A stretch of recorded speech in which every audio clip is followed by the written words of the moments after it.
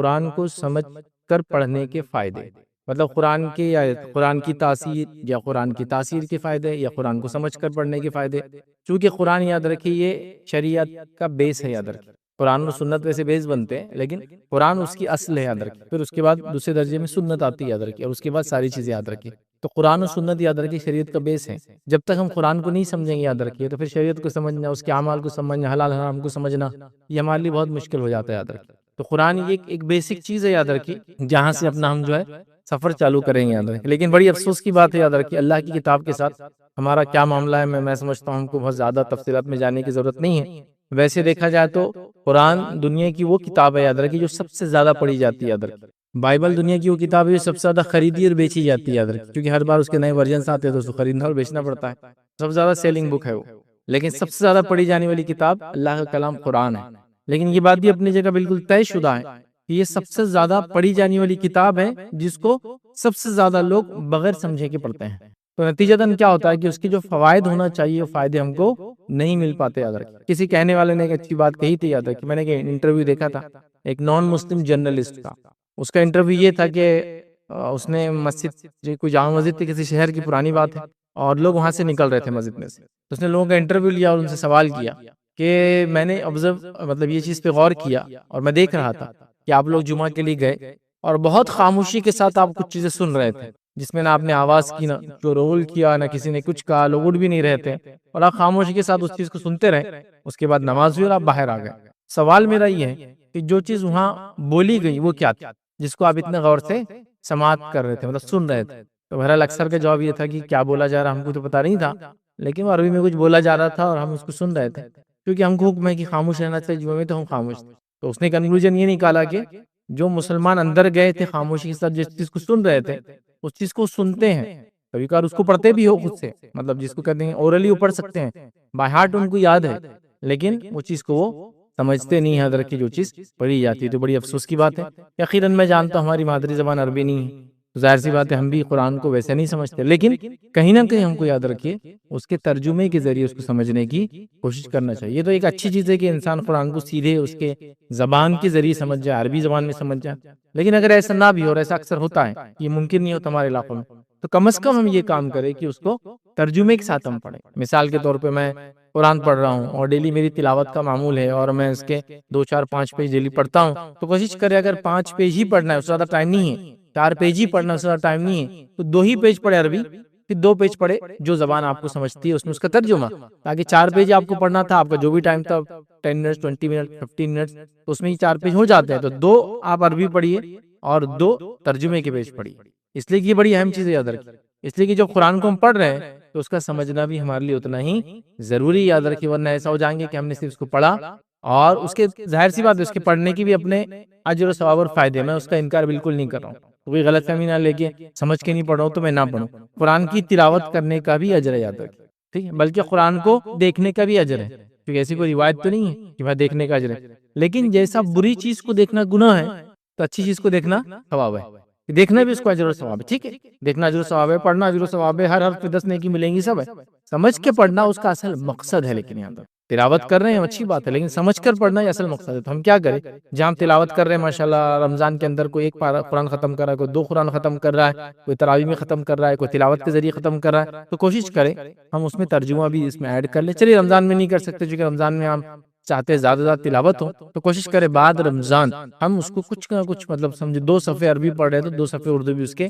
English جو زبان آپ جانتے ہیں اس کو جوڑ دیں، تاکہ اسی انشاءاللہ عزیز اس میں قرآن کو ہم سمجھ کر پڑھنے والے بن جائیں گے۔ تو آج انشاءاللہ عزیز میرا ٹاپک ہوگا قرآن کو سمجھ کر پڑھنے کے فائدے، اور اس میں انشاءاللہ عزیز میں ایک 7 سے 8 فائدے آپ کے سامنے رکھنے کی کوشش کروں گا کہ قرآن کو سمجھ کر پڑھنے کے کیا فائدے کہ انسان کو حاصل ہوتے ہیں۔ یوں تو قرآن کو سمجھ کر پڑھنے کی کئی فائدے، مطلب ان گنت، بہت زیادہ کثرت سے ہوتے ہیں، لیکن سب گنانا ممکن نہیں آتا ہے، تو میں جس کو کہوں گا چیدہ موٹے موٹے فائدے، یا جس کو ہم کہیں گے وہ فائدے جو بالکل ظاہر ہوتے ہیں، دکھ رہے ہیں، وہ انشاءاللہ جس میں گنانے کی کوشش کروں گا۔ ویسے اس بات کو آپ سمجھ لیں کہ قرآن کے پڑھنے کے ان گنت، مطلب بہت زیادہ، بہت زیادہ فائدے ہیں، ٹھیک ہے۔ تو آئیے میں آپ کے سامنے کچھ فائدے آج میں رکھنے کی کوشش کروں گا کہ قرآن کو پڑھ کر سمجھ کر پڑھنے کے یہ فائدے انسان کو حاصل ہوتے ہیں۔ پہلا فائدہ یاد رکھیے، قرآن کو سمجھ کر پڑھنے کا جو ایک انسان کو حاصل ہوتا ہے، یاد رکھیے ایمان میں اضافہ ہوتا ہے۔ یہ سب سے پہلی چیز ہے، یاد رکھیے کہ ایمان میں اضافہ ہوتا ہے. چونکہ انسان اگر دیکھیں ایمان میں اضافہ ہوتا ہے، اس کی اگر مثال دوں کہ قرآن کو صرف پڑھنے سے کیسا ہوتا ہے، تو آپ اندازہ لگائیے. رمضان کے مہینے میں یہ ہر آدمی بولتا ہے کہ میرا ایمانی درجہ بلند ہو گیا تھا، میرا بیٹری چارج ہو گئی تھی، میں تھوڑا الگ فیل کر رہا تھا، میں نیکسٹ لیول پر چلا گیا تھا. تو کس وجہ سے وہ ایمانی درجہ بڑھا تھا مجھے بتائیے، کیا آپ نے کیا؟ دیکھیں رمضان آنے سے ایسا کچھ نہیں ہوتا ہے، لیکن رمضان میں آپ نے کیا کیا جس سے ایمانی درجہ آپ کو بلند ہو گیا؟ معلوم کچھ نہیں کیا، تو ایک چیز کا اضافہ کیا آپ نے، اور وہ ہے اللہ کے ذکر میں اضافہ کر دیا. نماز پابندی سے ہو رہی ہے، رات میں تراویح ہو رہی ہے، دن میں تلاوت کر رہے ہیں، کبھی ذکر میں منہ جو ہے زبان کو تر رکھ رہے ہیں، حرام چیزوں سے بچ رہے ہیں. تو جب ہم نے ذکر میں اضافہ کیا تو ایمان میں اضافہ خود بخود ہو گیا. ہم بول رہے ہیں کہ بیٹری چارج ہو گئی، صرف ذکر کا یہ سب سے بڑا فائدہ ہوتا ہے رمضان میں کہ ہمارا ایمان بلند ہو جاتا ہے. تو قرآن یہ اللہ کے ذکر میں سب سے افضل ذکر ہے، یاد رکھیں. اس کے بعد اللہ کے رسول صلی اللہ علیہ وسلم احادیث میں بہت سارے اذکار بتائے، لیکن سب سے افضل ذکر جو ہے وہ قرآن ہے. اور نماز میں بھی جو ذکر کرتے ہیں وہ قرآن ہی پڑھتے ہیں ہم، ہے نا. میجر جو قیام میں کرے وہ یہی ہے. بعد میں رکوع سجود کے اندر آیتیں جو ہے دعائیں پڑھ رہے ہیں، ہم یاد رکھیں جو نبوی ثابت ہے، لیکن مین قرآن ہی یاد رکھیں. تو قرآن کے پڑھنے کی وجہ سے کیا ہو گیا، ہمارا کیا ہوگا، ایمانی درجہ بلند ہو جاتا ہے رمضان میں. تو ویسے ہی یاد رکھیں قرآن کو اگر ہم پڑھیں گے اور سمجھ کر پڑھیں گے تو ایمان میں ہمارے اضافہ ہوتا ہے. کیونکہ قرآن میں کیا ہے، سٹوریز ہے. کون سی سٹوریز ہے؟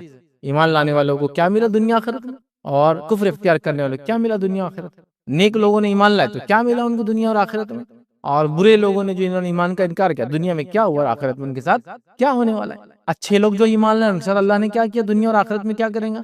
برے لوگوں نے جو فرعون ہے، اس کی قوم ہے، فلاں ہے، انہوں نے جو کیا اس کا نتیجہ ان کو دنیا اور آخرت میں کیا ہوگا. یہی تو سب واقعہ ہے. تو ایمان کیا ہوتا ہے، ہمارا بلند ہوتا ہے. تو اگر قرآن کو ہم سمجھ کر پڑھنے لگیں گے تو ایک بڑا عظیم فائدہ ہم کو ملے گا، ایمان میں بلندی اور ایمان میں اضافہ.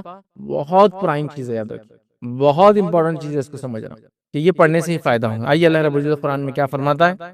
اللہ فرماتا اور کہتا ہے وَإِذَا مَا أُنزِلَتْ سُورَةٌ فَمِنْهُمْ مَنْ يَقُولُ أَيُّكُمْ زَادَتْهُ هَذِهِ إِيمَانًا فَأَمَّا الَّذِينَ آمَنُوا فَزَادَتْهُمْ إِيمَانًا وَهُمْ يَسْتَبْشِرُونَ. اللہ فرماتا اور کہتا ہے، اور جب بھی کوئی سورت نازل کی جاتی ہے تو ان میں سے کچھ لوگ ایسے ہیں جو کہتے ہیں کہ اس نے تم میں سے کس کا ایمان زیادہ کیا. یہ بات ایکچولی ہو رہی ہے منافقین کی. جب قرآن نازل ہو رہا ہے، صحابہ اس کے بارے میں بات کر رہے ہیں، فلاں ہو رہا ہے، ایمان اضافہ ہو رہا ہے، تو منافق کیا پوچھ رہے ہیں، ایک سورت اتری ہے، تم میں سے کس کا ایمان میں اس کے اضافہ ہوا. تو اللہ فرما رہا ہے تو کچھ لوگ ایسے ہیں جو یہ پوچھتے ہیں کہ تم میں سے کس کے ایمان میں اضافہ کیا گیا یا کیا ایمان زیادہ ہوا. بس جو لوگ ایمان لائے، اور اللہ فرما رہے بس وہ لوگ جو ایمان لائے تو ان کو تو اس نے ایمان میں زیادہ کر دیا. تو مومنوں کو کیا کیا، قرآن نے ایمان میں زیادہ کر دیا، اور وہ بہت خوش ہوتے ہیں. اور اس کو سن کر مومن کیا ہوتے ہیں، بہت خوش ہوتے ہیں. تو یہاں دیکھیے منافق پوچھ رہے ہیں کس کا ایمان بڑا، مطلب یہ طنز ہے ایکچولی. جیسا آپ نے کوئی دوا کھائی یا کوئی چیز گئے تھے، بھائی کس نے کھائی، کس کو فائدہ ہوا اس کا، مزاق طنز ہوتا. جب قرآن اتر رہا ہے تو یہ کہہ رہے کس کے ایمان میں اضافہ ہوا، اور اللہ کہہ رہا ہے جو ایمان والے ان کے ایمان میں اس سے اضافہ ہوا. ٹھیک ہے. تو اس سے سب سے بڑا فائدہ کیا، قرآن کو پڑھ کر اگر ہم سمجھیں گے، یاد رکھیں سمجھ کر پڑھیں گے تو ہمارے ایمان میں اضافہ ہوگا. یاد رکھیں کیونکہ اس کی جو بشارتیں ہیں، یاد رکھیں اس کی جو خوشخبریاں، یاد رکھیں وہ جو وعدے کر رہا ہے دنیا کے فائدوں کے، وہ جو وعدے کر رہا ہے آخرت کے فائدے کے، وہ جو بتا رہا ہے کہ اگر تم ایسا کرو گے دنیا کی اچھی اور بہترین زندگی جیو گے، وہ جو بتا رہا ہے کہ اگر یہ کرو گے دنیا کے ساتھ ساتھ آخرت کی زندگی تم اچھی جیو گے، تو ایمان میں اضافہ ہوتا ہے. اور یہ بات تو آپ بھی جانتے ہیں، میں بھی جانتا ہوں، کلمات اثر رکھتے ہیں. یاد رکھیں اچھے اور برے دونوں کلمات، ہے نا. جیسا مثال کے طور پر آپ بہت رنجیدہ تھے، غمزدہ تھے، پریشان حال تھے، ڈپریس تھے، سٹریس تھے، اور اس میں کوئی شخص آ کے بازو بیٹھ گیا اور اس نے چند اچھے جملے آپ کے سامنے ادا کر دیے کہ بھائی چلتے رہتا، دنیا میں تو یہ سب ہوتے رہتا، چلو تھوڑا برداشت کر لو، صبر کر لو، آگے بڑھو. آپ بولتے بہت اچھی فیلنگ آ گئی، اس کے اچھے کل اچھی بات. اب آپ بہت خوش مزاج میں بھی ایک دم بالکل جس کو بولیں گے نا ایک دم اچھے مزاج میں خوش ہے، گھر سے باہر نکلے اور ایک بچے نے آپ کو گالی دے دی، کیسا دماغ آپ کا اچانک. تو اس کے برے جملے نے، برے لفظ نے آپ کا ذہن خراب کر دیا، اور ایک آدمی کے اچھے الفاظ نے آپ کے ڈپریشن کو، آپ کے سٹریس کو دور کر دیا. تو اللہ کا کلام بھی ایسا ہی اثر رکھتا ہے زبردست ایک انسان کے اوپر. جب ایک مومن اس کو سنتا ہے یا جب ایک انسان اس کو سنتا ہے، وہ سب پہ ویسے تو اثر کرتا ہے. یاد رکھیں مومنوں پہ اور زیادہ فائدہ دیتا ہے، لیکن اثر سب پہ ہوتا ہے، اس کا امپیکٹ سب پر ہے. تو کیا ہوتا ہے، ایمان مومنوں کی اضافہ ہوتا ہے. جو ایمان والے نہیں ہیں ان کی روح کو ایک غذا ملتی ہے، کیونکہ اللہ کا ذکر روح کی غذا ہے، ان کی روح کو غذا ملتی ہے. اور یہ کئی چیزیں، مطلب ایسی کئی واقعات میں بتا سکتا ہوں. ایک مرتبہ میں ایک شاپ پر تھا، اور وہاں وہ جو شاپ کیپر تھے وہ کیا کرتے تھے، ڈیلی شام میں کیونکہ ان کا بزنس ہول سیل تھا، شام میں کوئی کسٹمر زیادہ نہیں ہوتے تھے، دن کا بزنس ہو جاتا تھا، لیکن اب چونکہ سسٹم تھا 9 بجے تک 10 بجے تک دکانیں کھلی ہوتی ہے تو وہ کھلی رہتی تھی، لیکن جنرلی بزنس نہیں ہوتا، تو وہ کیا کرتے تھے یہ ٹائم پہ تلاوت وغیرہ یہ سب سنتے تھے، بیٹھے رہتے تھے، چونکہ خالی ہے اسٹاف بھی خالی، ایک دو اسٹاف باقی چلے جاتے تھے۔ تو ایک مرتبہ میں ان کے ساتھ بیٹھا تھا اور انہوں نے قرآن لگایا، تو ایک میاں بیوی تھے، نان مسلم تھے، اور وہ قرآن کو مطلب تھوڑا دھیرے دھیرے وہاں سے سنتے ہوئے آگے بڑھے، اور آگے ایک سونار کی دکان تھی وہاں گئے۔ اس کے بعد اس کی وائف وہ آدمی کے ساتھ وہ واپس آئی اور کہا کہ یہ کیا میوزک ہے، کیا گانا ہے یہ، یا کیا سن رہے ہیں آپ، مطلب کیا ہے یہ، مجھے وہ نہیں۔ تو بہرحال وہ جو صاحب تھے انہوں نے کہا کہ آپ کو کیا لگ رہا، اچھا لگ رہا، برا لگ رہا، بند کر دوں؟ نہیں، پرانی بات ہے، آج کل کی بات الگ ہے، لیکن یہ میں بات کر رہا ہوں 21 سال پرانی۔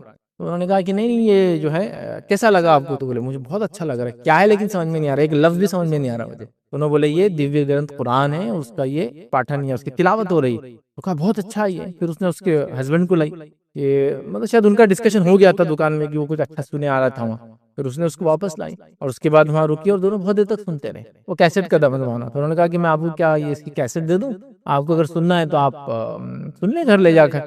تو انہوں نے کہا نہیں شکریہ، کیسٹ کی ضرورت نہیں ہے، لیکن بہت اچھا لگا، مطلب ایسا اسپریچول لگا۔ یہ میں 20 سال 25 سال پرانی بات کر رہا ہوں۔ حال میں آپ آن لائن چلے جائیے، ایمان میں اضافہ تو مومنوں کے ہو رہا ہے، لیکن نان مسلم کو بھی فائدہ ہوتا ہے۔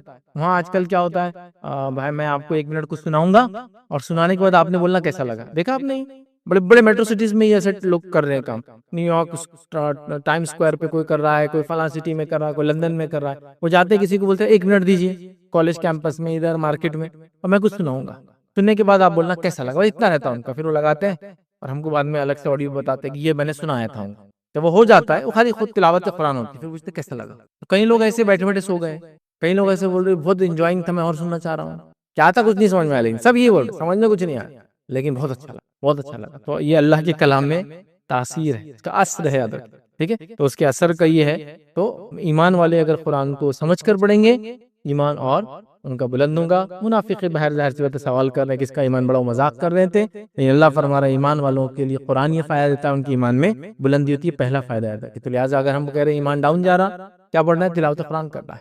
عمل میں ڈاؤن جا رہے، تلاوت قرآن کرنا ہے۔ دل پریشان ہے، تلاوت قرآن کرنا ہے۔ حالات سے پریشان ہے، تلاوت قرآن کرنا ہے۔ کچھ بھی ہے، تلاوت قرآن کرنا ہے۔ حتیٰ کہ اللہ کے رسول جب مصیبت آتی تو کیا کرتے؟ 2 رکعت نماز پڑھتے۔ نماز کا میجر پارٹ کیا ہے؟ تلاوت قرآن، اور اس کے بعد نیکسٹ پارٹ کیا ہے؟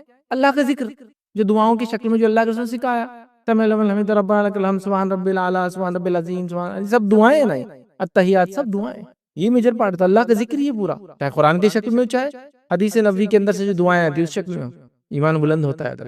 تو لہٰذا ہمارے کو ایمان اگر بلند کرنا ہے تو سب سے پہلے تلاوت قرآن کرنا ہوگی۔ جو لوگ یہ کرے بیٹری ڈاؤن ہوتی ہے رمضان کے بعد، اس لیے ہوتی ہے کہ تلاوت قرآن کا چارج ختم ہو گیا، اس سے انسان چارج ہوتا ہے، چاہے تھوڑا صحیح۔ اور میں گزارش کروں گا آگے کے پوائنٹس میں رکھنے سے پہلے، قرآن آج کل جو نئے آتے ہیں نا، تو یہ تقریباً ایک 600 پیجز کا قرآن ہوتا ہے ایکچولی، آگے پیچھے کے پیجز وہ جو سٹارٹنگ یہ ملا کے 612 613 622، لیکن ایکچوئل قرآن جو عربک ہے وہ ختم ہو جاتا ہے 600 پیج میں ایگزیکٹلی۔ ہر پیج شروع ہوتا ہے ایک نئی آیت سے، ہر پیج ختم ہوتا ہے آیت کے اوپر، اگلا پیج پھر نئی آیت سے چالو ہوتا ہے، آج کل یہ سسٹم بنا دیا انہوں نے۔ تو 600 پیج ٹوٹل ہے، 600 پیجز۔ اب 600 پیجز کا اگر قرآن ہے تو آپ ایٹ لیسٹ 2 روز پڑھنا چالو کر دیں اس page, 2 page, page number 1 page number 2، اگر آپ ایسا شروع کر دیں 20 پیج میں ایک پارہ ختم ہو جاتا ہے ادھر، ٹھیک، 20 پیج میں ایک پارہ ختم ہو جاتا ہے۔ کتنے پارے ہیں قرآن میں؟ 30 پارے۔ تو آپ ایسا کر کے اگر 2 پیج پڑھنے لگیں گے اور 2 پیج کا ترجمہ، تو ہارڈلی 2 پیج کی تلاوت کو 7 منٹ لگتے ہیں، مشکل سے 5 سے 7 منٹ، بہت اچھے سے پڑھا ہوا آدمی، بہت رک رک کے پڑھا تو 10 منٹ، اور اس کے ترجمے تو 5 منٹ۔ آپ جو بھی زبان پڑھتے ہیں، اردو، انگلش وغیرہ، جو ہندی، مراٹھی، اتنا ٹائم نہیں، 15 منٹس میں ہو جا رہا ہے، لیکن آپ کا ایک ایمانی درجہ بلند ہو جاتا ہے۔ آئیے دوسری چیز یاد ہے کہ جس کے قرآن کے پڑھنے سے جو ہم کو فائدہ ملتا ہے، سمجھ کے پڑھنے سے، دوسرا فائدہ یاد رکھیے، وہ یہ ہے، یاد رکھیے، سمجھ کے نہ بھی پڑھے تو تلاوت کا ثواب مل رہا ہے آپ کو، دل کو سکون مل رہا ہے، سب ہو رہا ہے، لیکن سمجھ کر پڑھنے کے فائدے ہم دیکھ رہے ہیں۔ دوسرا فائدہ ملتا ہے، یاد رکھیے، اللہ پر توکل میں اضافہ ہوتا ہے، اللہ پر توکل میں اضافہ ہوتا ہے، اور یہ بہت مطلب اہم چیز ہے، یاد رکھیے۔ آپ کبھی ایسا دیکھیے، میں اس کو یہ نہیں کہہ رہا ہوں کہ یہ سلف نے ریکمینڈ کیا، صحابہ ایسا کرتے تھے کبھی، لیکن آپ ایسے مصیبت میں ہیں، دکھ میں ہیں، پریشانی میں، رینڈملی قرآن کا کچھ بھی صفحہ کھول لیجئے اور ریڈنگ چالو کر دیجیے، آپ کے مسئلے کا حل موجود ہے اس کے اندر۔ رینڈملی بول رہا ہوں میں، اور ریڈنگ کر لی۔ اس کے اوپر میں کئی نان مسلم کی گواہیاں دے سکتا ہوں، انہوں نے کہا کہ کتاب کو رینڈملی کھولے تو ہم کو یہ فائدہ مل گیا، یہ پڑھا تو یہ فائدہ ہو گیا، وہ پڑھا تو فائدہ ہو گیا، وہ پڑھا تو یہ فائدہ ہو گیا، رینڈملی بول رہا ہوں میں۔ جب ان کو اتنا فائدہ ہو رہا تو مومن کے توکل میں اضافہ کیوں نہیں ہوگا؟ جب اللہ کا کلام پڑھ رہا ہے، اس اعتماد، اس یقین اور اس ایمان کے ساتھ پڑھ رہا ہے، تو یہ بڑی اہم چیز ہے یاد رکھیں۔ ایک شخص تھا، اس کا نام جو ہے جیڈ تھا، یہودی تھا وہ، بعد میں اس نے اپنا نام اسلام قبول کرنے کے بعد رکھا جاد اللہ، بہت مشہور ہے جاد اللہ القرآنی بول کے آپ ڈالیں گے نا انٹرنیٹ پر، تو ایک جیو تھا وہ، اور اس نے ایک انسان نے جو ترک نسل کا تھا، مسلمان تھا، شاید ابراہیم اس کا نام تھا، اس نے اس شخص کو بچپن سے، جب بچہ تھا، جب سے اس کو کچھ چیزیں دیتی رہی، قرآن سناتے رہا، جب بھی وہ مصیبت میں آتا ایک کتاب کھول کے وہ ایسا کوئی بھی پیج کھولتا اور اس کا مسئلے کا حل نکل جاتا۔ تو ابراہیم صاحب دنیا سے چلے گئے، تو ایک بار جاد آیا دکان پہ کہ بھائی میرے کو ایک مسئلہ آ گیا، وہ کہاں ہے شیخ جو میرے کو ایک کتاب کھولتے تھے، میرا مسئلہ حل ہو جاتا تھا۔ تو لوگوں نے کہا کہ وہ تو نہیں ہے، لیکن وصیت کر کے گئے تھے کہ تم آئے تو یہ کتاب تم کو دے دینا۔ تو کہا اچھا اب یہ کتاب میری ہو جائیں گی؟ ہاں یہ اب تمہاری ہوگی، بولے تم مسئلے کا حل نکال لو اس سے۔ اب اس نے کتاب لیا، لیکن کتاب عربی میں، پرانی بات ہے، سیکنڈ ورلڈ وار کے ٹائم، تو عربی میں اب کیسے کروں میں اس کو، عربی کتاب کو کیسے میں پڑھوں گا؟ تو اس نے اپنے ایک دوست کے پاس گیا، بولا کہ میرے کو کیا کروں، میرا مسئلہ آتا تھا نا تو میں جاتا تھا ان کے ابراہیم صاحب کے جنہوں کھولتے تھے، میرے مسئلے کا حل نکل جاتا تھا، اب تم کیا کرو، مجھے کھول کے سمجھاؤ میرے کو کیا ہے ابھی، چونکہ میرے کو عربی نہیں آتی، اب وہ شیخ صاحب وہ نہیں موجود ہے، تو یہ اس کو ترجمہ کر کے سمجھاتا تھا کہ اب یہ کیا نکلا، تو ایک نان مسلم اپنے مسئلے کا حل نکالا، اس کے بعد اس نے اسلام قبول کیا اس شخص نے، اور ایسا کہا جاتا ہے یاد رکھیے کہ ان کے ہاتھ پہ بہت کثیر تعداد میں، کچھ نے تو کہا کہ 1 ملین 10 لاکھ کے قریب لوگ ایمان لائے اس شخص کے ہاتھ، کس کی محنت کے نتیجے میں؟ ابراہیم صاحب، جو ایک ترک نسل کے آدمی تھے، انہوں نے اس بچہ تھا، اور اس کو ایک لمبا واقعہ کہ بچپن میں چوری کرتے پکڑا گیا، اور اس زمانے میں بچے بھی اگر چوری کرتے سزا تھی ان کو، لیکن ابراہیم صاحب نے اس کو معاف کر دیا اور بولا اگلی بار چاکلیٹ چاہیے تو مانگ لینا میرا۔ آپ مان لو پہلے کے خواتین ایسی تھے، 14 15 سال 13 سال کے بچوں کو سزائے موت ہوئی، معلوم آپ؟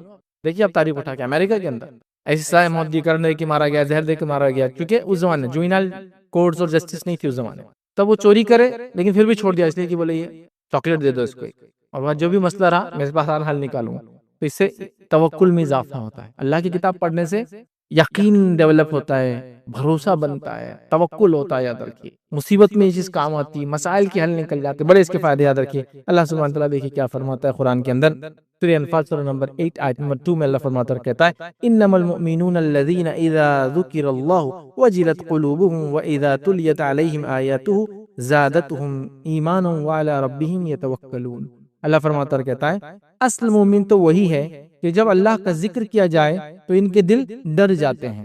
اللہ بھی ہمارا خشیت نہیں، آگے پوائنٹ آئیں گا یہ بھی، ان کے دل ڈر جاتے ہیں، اور جب ان پر اس کی آیت پڑھی جاتی ہے، ٹھیک ہے، تو ان کا ایمان بڑھ جاتا ہے اور وہ اپنے رب پر ہی بھروسہ رکھتے ہیں، ان کا ایمان بڑھ جاتا ہے اور اپنے رب پر ہی بھروسہ رکھتے ہیں، پھر ایمان بڑھنے کے نتیجے میں توکل بھی بڑھ جاتا ہے ان کا، اور رب پہ بھروسہ کرتے ہیں۔ نبی اکرم صلی اللہ علیہ وسلم کو یہودی چیلنج کر رہے ہیں، نصرانی چیلنج کر رہے ہیں، مشرکین چیلنج کر رہے ہیں، اور قرآن آیتیں نازل ہو رہی ہے، صحابہ کا ایمان بھی بلند ہو رہا ہے، توکل بھی ہو رہا ہے، اب وہ نہ جان کی سوچ رہے ہیں، نہ مال کی سوچ رہے ہیں، نہ کوئی چیز سوچ رہے ہیں، زمین چھوڑنے کا حکم آ رہا زمین چھوڑ کے چلے گئے، گھر چھوڑنے کا حکم آ رہا گھر چھوڑ دی، جان دینے کا حکم آ رہا جان دے دی، مال دینے کا حکم آ رہا مال دے دی، توکل اللہ پر کہ اللہ اس کے بدلے دینے والا ہے، دنیا میں عطا کرے گا انشاءاللہ، اور نہیں تو آخرت میں تو بدلہ ہے ہی اس کا۔ تو کیا ہوتا ہے؟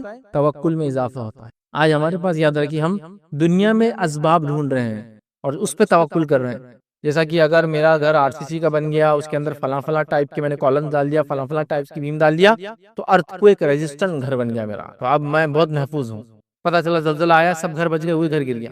زلزلے جب آتے ہیں تو اپنے ٹارگٹ آڈینس کو لے کر آتے ہیں اپنے پاس ساتھ، کہ یہ ٹارگٹ ہے، ان کو سزا ہے یا ان کو سزا ہے، وہ ٹارگٹ ہے، اس میں بلڈنگ کے کتنے بھی اچھے ہونے سے سیفٹی نہیں ہے، یاد رکھیں، کیونکہ اللہ کی طرف سے وہ جب آ رہے ٹارگٹ کر کے آ رہے کس کے لیے آ رہے، تو وہاں آپ کچھ نہیں ہو سکتا۔ احتیاط کرنا انسان کا کام ہے، وہ ایک الگ چیز ہے مجھے بولنا ہے، لیکن پتہ چلا وہی بلڈنگ گر گئی جس کو وہ کیا تو باقی بچ گئی، کیونکہ ٹارگٹ وہ تھا، ہم بلڈنگ پہ اعتماد کر لیے۔ بھائی میری گاڑی میں تو کیا ہے، اب کتنا ہی بھگاؤ 6 ایئر بیگز ہے، ماروں گا نہیں میں، پتہ چلا سب بچ گئے، جس کو سب سے زیادہ اعتماد تھا، سب سے زیادہ ایئر بیگ میں تھا، ایئر بیگ سے ہی مر گیا ہوتا۔ میں ہی نہیں کہہ رہا توکل، آپ توکل کا معنی یہ ہے کہ چیزوں پہ توکل نہیں کرنا ہے، اسباب کو اختیار کرنا ہے، توکل اللہ پہ کرنا ہے۔ اسباب اختیار کرنے سے منع نہیں ہے، اچھی گاڑی لینا، ایئر بیگ والی گاڑی لیجیے، آپ گھر بنائیے، ارتھکویک ریزسٹنس بنائیے، سب کیجیے، لیکن آپ اس پہ اعتماد نہیں کریں گے کہ میری گاڑی تو 5 اسٹار ریٹنگ ہے تو میں ٹھوک سکتا ہوں اس کو لے آ کے، نہیں، اعتماد نہیں۔ توکل اللہ پہ کہ میں کوشش کروں گا، نتیجہ اللہ کے ہاتھ میں ہے، جو نا میں نے کوشش کی کہ اچھی گاڑی لوں، فلاں لوں، یہ لوں، ٹھیک ہے، تو ہمارا توکل میں اضافہ ہوتا ہے جب ہم کیا کرتے ہیں، ہم جو ہے قرآن کی تلاوت کرتے ہیں، ٹھیک ہے۔ تیسری چیز یاد رکھیے قرآن کو پڑھنے کا جو فائدہ ہوتا ہے وہ کیا ہے، یاد رکھیے تیسرا فائدہ سمجھ کر پڑھنے کا جو فائدہ ہوتا ہے، یاد رکھیے وہ یہ اعمال صالحہ میں اضافہ ہوتا ہے، یاد رکھیے انسان کے نیک اعمال میں وہ اضافہ کرتا ہے، اور یہ تو ایک دم نیچرل چیز ہے، اس کو بہت زیادہ ایکسپلینیشن کی ضرورت نہیں ہے۔ جب قرآن کو سمجھ کے پڑھیں گے تو قرآن کہہ رہا ہے یہ کرو یہ مت کرو، تو جو کرو کہہ رہا ہے ہم لوگ کریں گے، اعمال صالحہ میں اضافہ ہوگا، نیک اعمال میں اضافہ ہوگا۔ لیکن اب پرابلم یہ ہے کہ ہم سمجھیں گے نہیں تو پھر یہ معاملہ حل ہونے والا نہیں ہے نا، مطلب ہم سمجھ نہیں رہے، دیکھ پڑھ نہیں رہے، اس کا ترجمہ ہم نہیں جان رہے، کیونکہ عربی تو جنرلی ہم لوگوں کو نہیں آتی ہے۔ سمجھیں گے تو پھر کیا ہوگا، اعمال صالحہ میں اضافہ ہم کرنا شروع کر دیتے ہیں، نیک اعمال میں خود بخود اضافہ ہوتا ہے، اور گناہوں سے انسان بچتا ہے، دونوں کو آپ ساتھ لے لیں اس کے، مطلب انسان اچھائی کرتا ہے برائی سے رک جاتا ہے، چونکہ قرآن نہیں کہا۔ جیسا مثال کے طور پر اگر کسی نے کوئی غلطی کر رہا تھا، اس کو کوئی شخص پکڑ کے بولے قرآن کی آیت ہے، اور نہیں بولتا اچھا ایسا ہے کیا، مجھے معلوم نہیں، اب میں انشاءاللہ ایسا نہیں کروں گا، یا ایسا جو بھی مطلب نہیں کرتا تھا وہ کرنا عمل شروع کر دیں گا، یا پھر غلط عمل کر رہا تھا تو اپنی اصلاح کرتا اور کہتا ہے انشاءاللہ میں اپنے عمل کو تبدیل کروں گا اور اب میں نیکی کروں گا اور بدی سے گناہ کے کاموں سے میں بچوں گا۔ تو یہ ایک دم نیچرل چیز یاد رکھیں، چونکہ آپ پڑھ رہے ہیں، اب ہم کو معلوم ہی نہیں، جیسے مثال کے طور پر آپ کے موبائل پہ ایک انسٹرکشن آتا ہے ہر بار جب موبائل آپ کھولتے ہیں، لیکن آپ اس کی لینگویج نہیں سمجھتی ہے، اور اس کے بعد آپ کوئی بھی بٹن دبا دیتے ہیں موبائل تو چالو ہو جاتا ہے، لیکن ہر بار وہ جو انسٹرکشن ہے، انسٹرکشن کیا بول رہا ہے آپ کو، آپ کا یہ کام کرنے سے موبائل کی لائف کم ہوں گی، ہاں کروں یا نہ کروں، آپ ہاں کر رہے ہیں، کیونکہ آپ کو سمجھ رہا ہے کچھ نہیں، موبائل چل رہا ہے بعد میں، آپ سے غلط بٹن دبا رہے ہیں، سمجھ؟ تو یہ آپ کو جاننا ضروری ہے، تو آپ جب پڑھیں گے اور سمجھ کے پڑھیں گے تو جب سمجھیں گے اچھا میں جو یہ کام کر رہا ہوں یہ ایسا ہے، ورنہ کبھی کبھار ایسا ہوگا قرآن کی تلاوت تو ہم کریں گے اور قرآن ہماری خلاف بات کر رہا ہوں گا، قرآن کہہ رہا جھوٹ مت بولو اور میں جھوٹ بول رہا ہوں اور پڑھ بھی رہا ہوں قرآن، تو میرے خلاف قرآن بات کر رہا ہے ایکچولی، مطلب میں جو کام کر رہا ہوں وہ غلط کر رہا ہوں، لیکن چونکہ سمجھتا نہیں ہوں تو پڑھ بھی رہا ہوں، ادھر لوگوں کو دھوکہ بھی دے رہا ہوں، جھوٹ بھی بول رہا ہوں، ادھر چغلی بھی کر رہا ہوں، غیبت بھی کر رہا ہوں، اللہ کے ساتھ شرک بھی کر رہا ہوں، بات کہہ رہا بھی کہ میں ایک اللہ کو ماننے والا، لیکن شرک بھی کر رہا ہوں، کیوں یہ غلطی ہو رہی؟ اس لیے کہ وہ سمجھ کے نہیں پڑھ رہا ہے، تو سمجھ کے پڑھنا یاد رکھیے بے انتہا ضروری ہے، قرآن بہت ضروری یاد رکھے، تو اعمال صالحہ میں اضافہ ہوگا اور برے اعمال سے ہم لوگ انشاءاللہ عزیز بچیں گے۔ یہ بہت بنیادی چیز ہے، اس کے لیے کہیں قرآنی ہم آیتیں لے سکتے ہیں اور کہیں احادیث لے سکتے ہیں دلائل کے طور پر، ٹھیک ہے؟ تو چونکہ ایک عام بات ہے نا، آپ کتاب کو پڑھ رہے ہیں، آپ انسٹرکشن کو پڑھ رہے ہیں، آپ موبائل کے جو انسٹرکشن دیے پڑھ رہے ہیں، آپ کسی آفس میں گئے تو وہاں کے رولس اینڈ ریگولیشن کو پڑھ رہے ہیں، آپ کسی کنٹری میں گئے تو وہاں کے قوانین کو پڑھ رہے ہیں، آپ کسی کا ویزا نکال رہے ہیں تو کچھ وعدے کر رہے ہیں، پڑھ رہے ہیں کہ مجھے ایسا نہیں کرنا، ایسا کرنا ہے، یہاں جانا ہے، یہاں نہیں جانا ہے، فلاں کرنا، یہ ایسا چیز ہے۔ تو قرآن کو جب ہم پڑھیں گے تو ہم نیک کام کریں گے اور برے کاموں سے انشاءاللہ بچیں گے۔ چوتھا فائدہ یاد رکھیے جو ہوگا، قرآن کو اگر ہم سمجھ کے پڑھیں گے تو یاد رکھیے ہوگا دلوں کی اصلاح اور اس کی صفائی ہوں گی، یاد رکھیے دلوں کی اصلاح اور صفائی ہوں گی۔ دل یاد رکھیے انسان کا مرکز ہے، نبی اکرم صلی اللہ علیہ وسلم نے کئی احادیث، جس کے کئی الگ الگ احادیث اس مفہوم یہ آتا ہے کہ انسانی جسم کے اندر ایک گوشت کا لوتھڑا ہے، اگر یہ صحیح رہا پورا جسم صحیح رہتا، یہ بگڑ گیا پورا جسم بگڑ جاتا، یہ مین ہے اندر۔ جیسے مثال کے طور پر میں کسی کو چیز دے رہا ہوں لیکن دل میں ہے کہ کیوں آیا، دھوکہ دینے کی نیت ہے، دکھتی تو نہیں ہو اندر ہے وہ، لیکن اس کے اعتبار سے میرے اعمال مجھے اجر ملنے والا ہے، تو دل بڑی اہم چیز ہے۔ تو دل کی صفائی کیسے ہوں گی؟ اللہ کے ذکر سے ہوں گی، اس کو سمجھنے سے ہوں گی، تو دل صاف ہوتے ہیں، دلوں کی اصلاح ہوتی ہے۔ قرآن کے اندر اللہ نے کیا فرمایا، سورہ یونس سورہ نمبر 10 آیت نمبر 57 میں اللہ فرماتا ہے، کہتا ہے یا ایھا الناس قد جاءتکم موعظۃ من ربکم وشفاء لما فی الصدور وہدی ورحمۃ للمؤمنین۔ اللہ فرماتا ہے، کہتا ہے اے لوگو بے شک تمہارے پاس تمہارے رب کی طرف سے عظیم نصیحت اور اس کے لیے سراسر شفا ہے جو سینوں میں ہے، ٹھیک ہے، اور ایمان والوں کے لیے سراسر ہدایت اور رحمت آئی ہے۔ تو یہاں کیا فرما دیا، دلوں میں جو ہے اس کے لیے شفا ہے، مطلب سینے کے اندر جو دل ہے اس کے لیے قرآن شفا ہے، یاد رکھیں۔ تو جتنی بیماریاں ہیں یاد رکھیں، ویسے قرآن یاد رکھیے جسمانی بیماریوں کا بھی علاج ہے، لیکن جتنی روحانی اسپرچول ہے سب کا علاج تو ہے ہی اس کے اندر، اس کے پڑھنے سے انشاءاللہ وہ علاج ہو جاتا ہے۔ ہاں لیکن جو فزیکل چیزیں ہیں جو جسمانی ہیں اس کو آپ کو ریسرچ ورک کرنا پڑے گا۔ قرآن نے موٹا موٹا اصول دے دیا ادھر، آپ کو اس اصولوں کے مطابق ریسرچ ورک کرنا پڑے گا۔ ایک چھوٹا سا واقعہ یاد آ رہا ہے، ایک بار ایک شخص تھے جو لوگوں کو نان مسلم کو دعوت دے رہے تھے، بہرحال وہ تمل ناڈو کا واقعہ ہے، وہ دعوت دے رہے تھے لوگوں کو نان مسلم کو، تو ایک آدمی نے کہا اگر قرآن میں سب چیز ہے تو میرے کو پیاز کا بھاؤ بتاؤ آج۔ لیکن اسپیکر جو تھے بڑے وہ بھی ہوشیار تھے، ٹھیک ہے، انہوں نے کیا کیا، فوراً کسی کو کال کیا اور کال کر کے پوچھا کہ پیاز کا بھاؤ کیا چل رہا ہے۔ نہیں بھائی، تو تم نے کال کر کے پوچھا پیاز کا بھاؤ کیا چل رہا ہے؟ تو انہوں نے کہا ہاں قرآن نے ہم کو حکم دیا اگر تمہیں کسی کا علم نہیں ہو تو علم والوں سے بات کرو۔ اصولی بات بتائی، پیاز کا ریٹ نہیں بتایا، اصولی بات بتائی کہ کیا کرو، اگر علم نہیں ہے تو اہل ذکر سے پوچھو، جو علم والے ان سے پوچھو۔ تو میں نے کیا کیا، پیاز سے لا کے پوچھا بھاؤ کیا چل رہا ہے، یہ تو قرآن کا انسٹرکشن حکم ہے ہم کو، ہر چیز ہے یاد رکھ، کچھ چیزیں ریسرچ بیس ہے، لیکن دلوں کا علاج تو اس کی تلاوت میں ہی ہے، لیکن یہ فزیکل ڈیسیز کا بھی علاج ہے اس کے اندر، لیکن آپ کو ہم کو ریسرچ ورک کرنا پڑے گا، ٹھیک ہے، اس کو سمجھنا ہے۔ تو دلوں کی اصلاح ہے، دلوں کی صفائی، تو کیا فرمایا اللہ نے، جو تمہارے سینوں میں ہے، مطلب دل، یہ اس کے اندر اس کا علاج ہے، اس کی شفا ہے، اور مومنوں کے لیے کیا، ایمان والوں کے لیے سراسر ہدایت ہے اور رحمت ہے، ہدایت بھی ہے اس کے اندر اور رحمت بھی ان کے اندر، یاد رکھیے۔ شیخ السعدی رحمۃ اللہ علیہ جن کی ایک بڑی مشہور تفسیر ہے، تفسیر السعدی، اس کے اندر وہ کیا لکھتے ہیں اس کے بارے میں، یہ قرآن دلوں میں موجود ان بیماریوں کی شفا ہے جو خواہشات کی پیروی سے پیدا ہوتی ہے۔ دلوں میں کیسی بیماریاں پیدا ہوتی ہیں؟ کیونکہ ہم قرآن کو چھوڑ کر، اللہ کے کلام کو چھوڑ کر خواہشات کی پیروی کرتے ہیں، خواہشات کی پیروی سے پیدا ہوتی ہیں، اور شبہات کی وجہ سے یقینی علم میں رکاوٹ ڈال دیتی ہے، اور شبہات، شکوک کی وجہ سے، ڈاؤٹس کی وجہ سے یقینی علم کے بیچ میں روڑا ڈال دیتی ہے۔ ٹھیک ہے، پھر آگے لکھتے ہیں بے شک قرآن میں مواعظ، ترغیب و ترہیب جو ہے، اور اس کے بعد وہ لکھتے ہیں اور وعیدیں موجود ہے جو بندے میں رغبت، خوف پیدا کرنے کا سبب بنتی ہے۔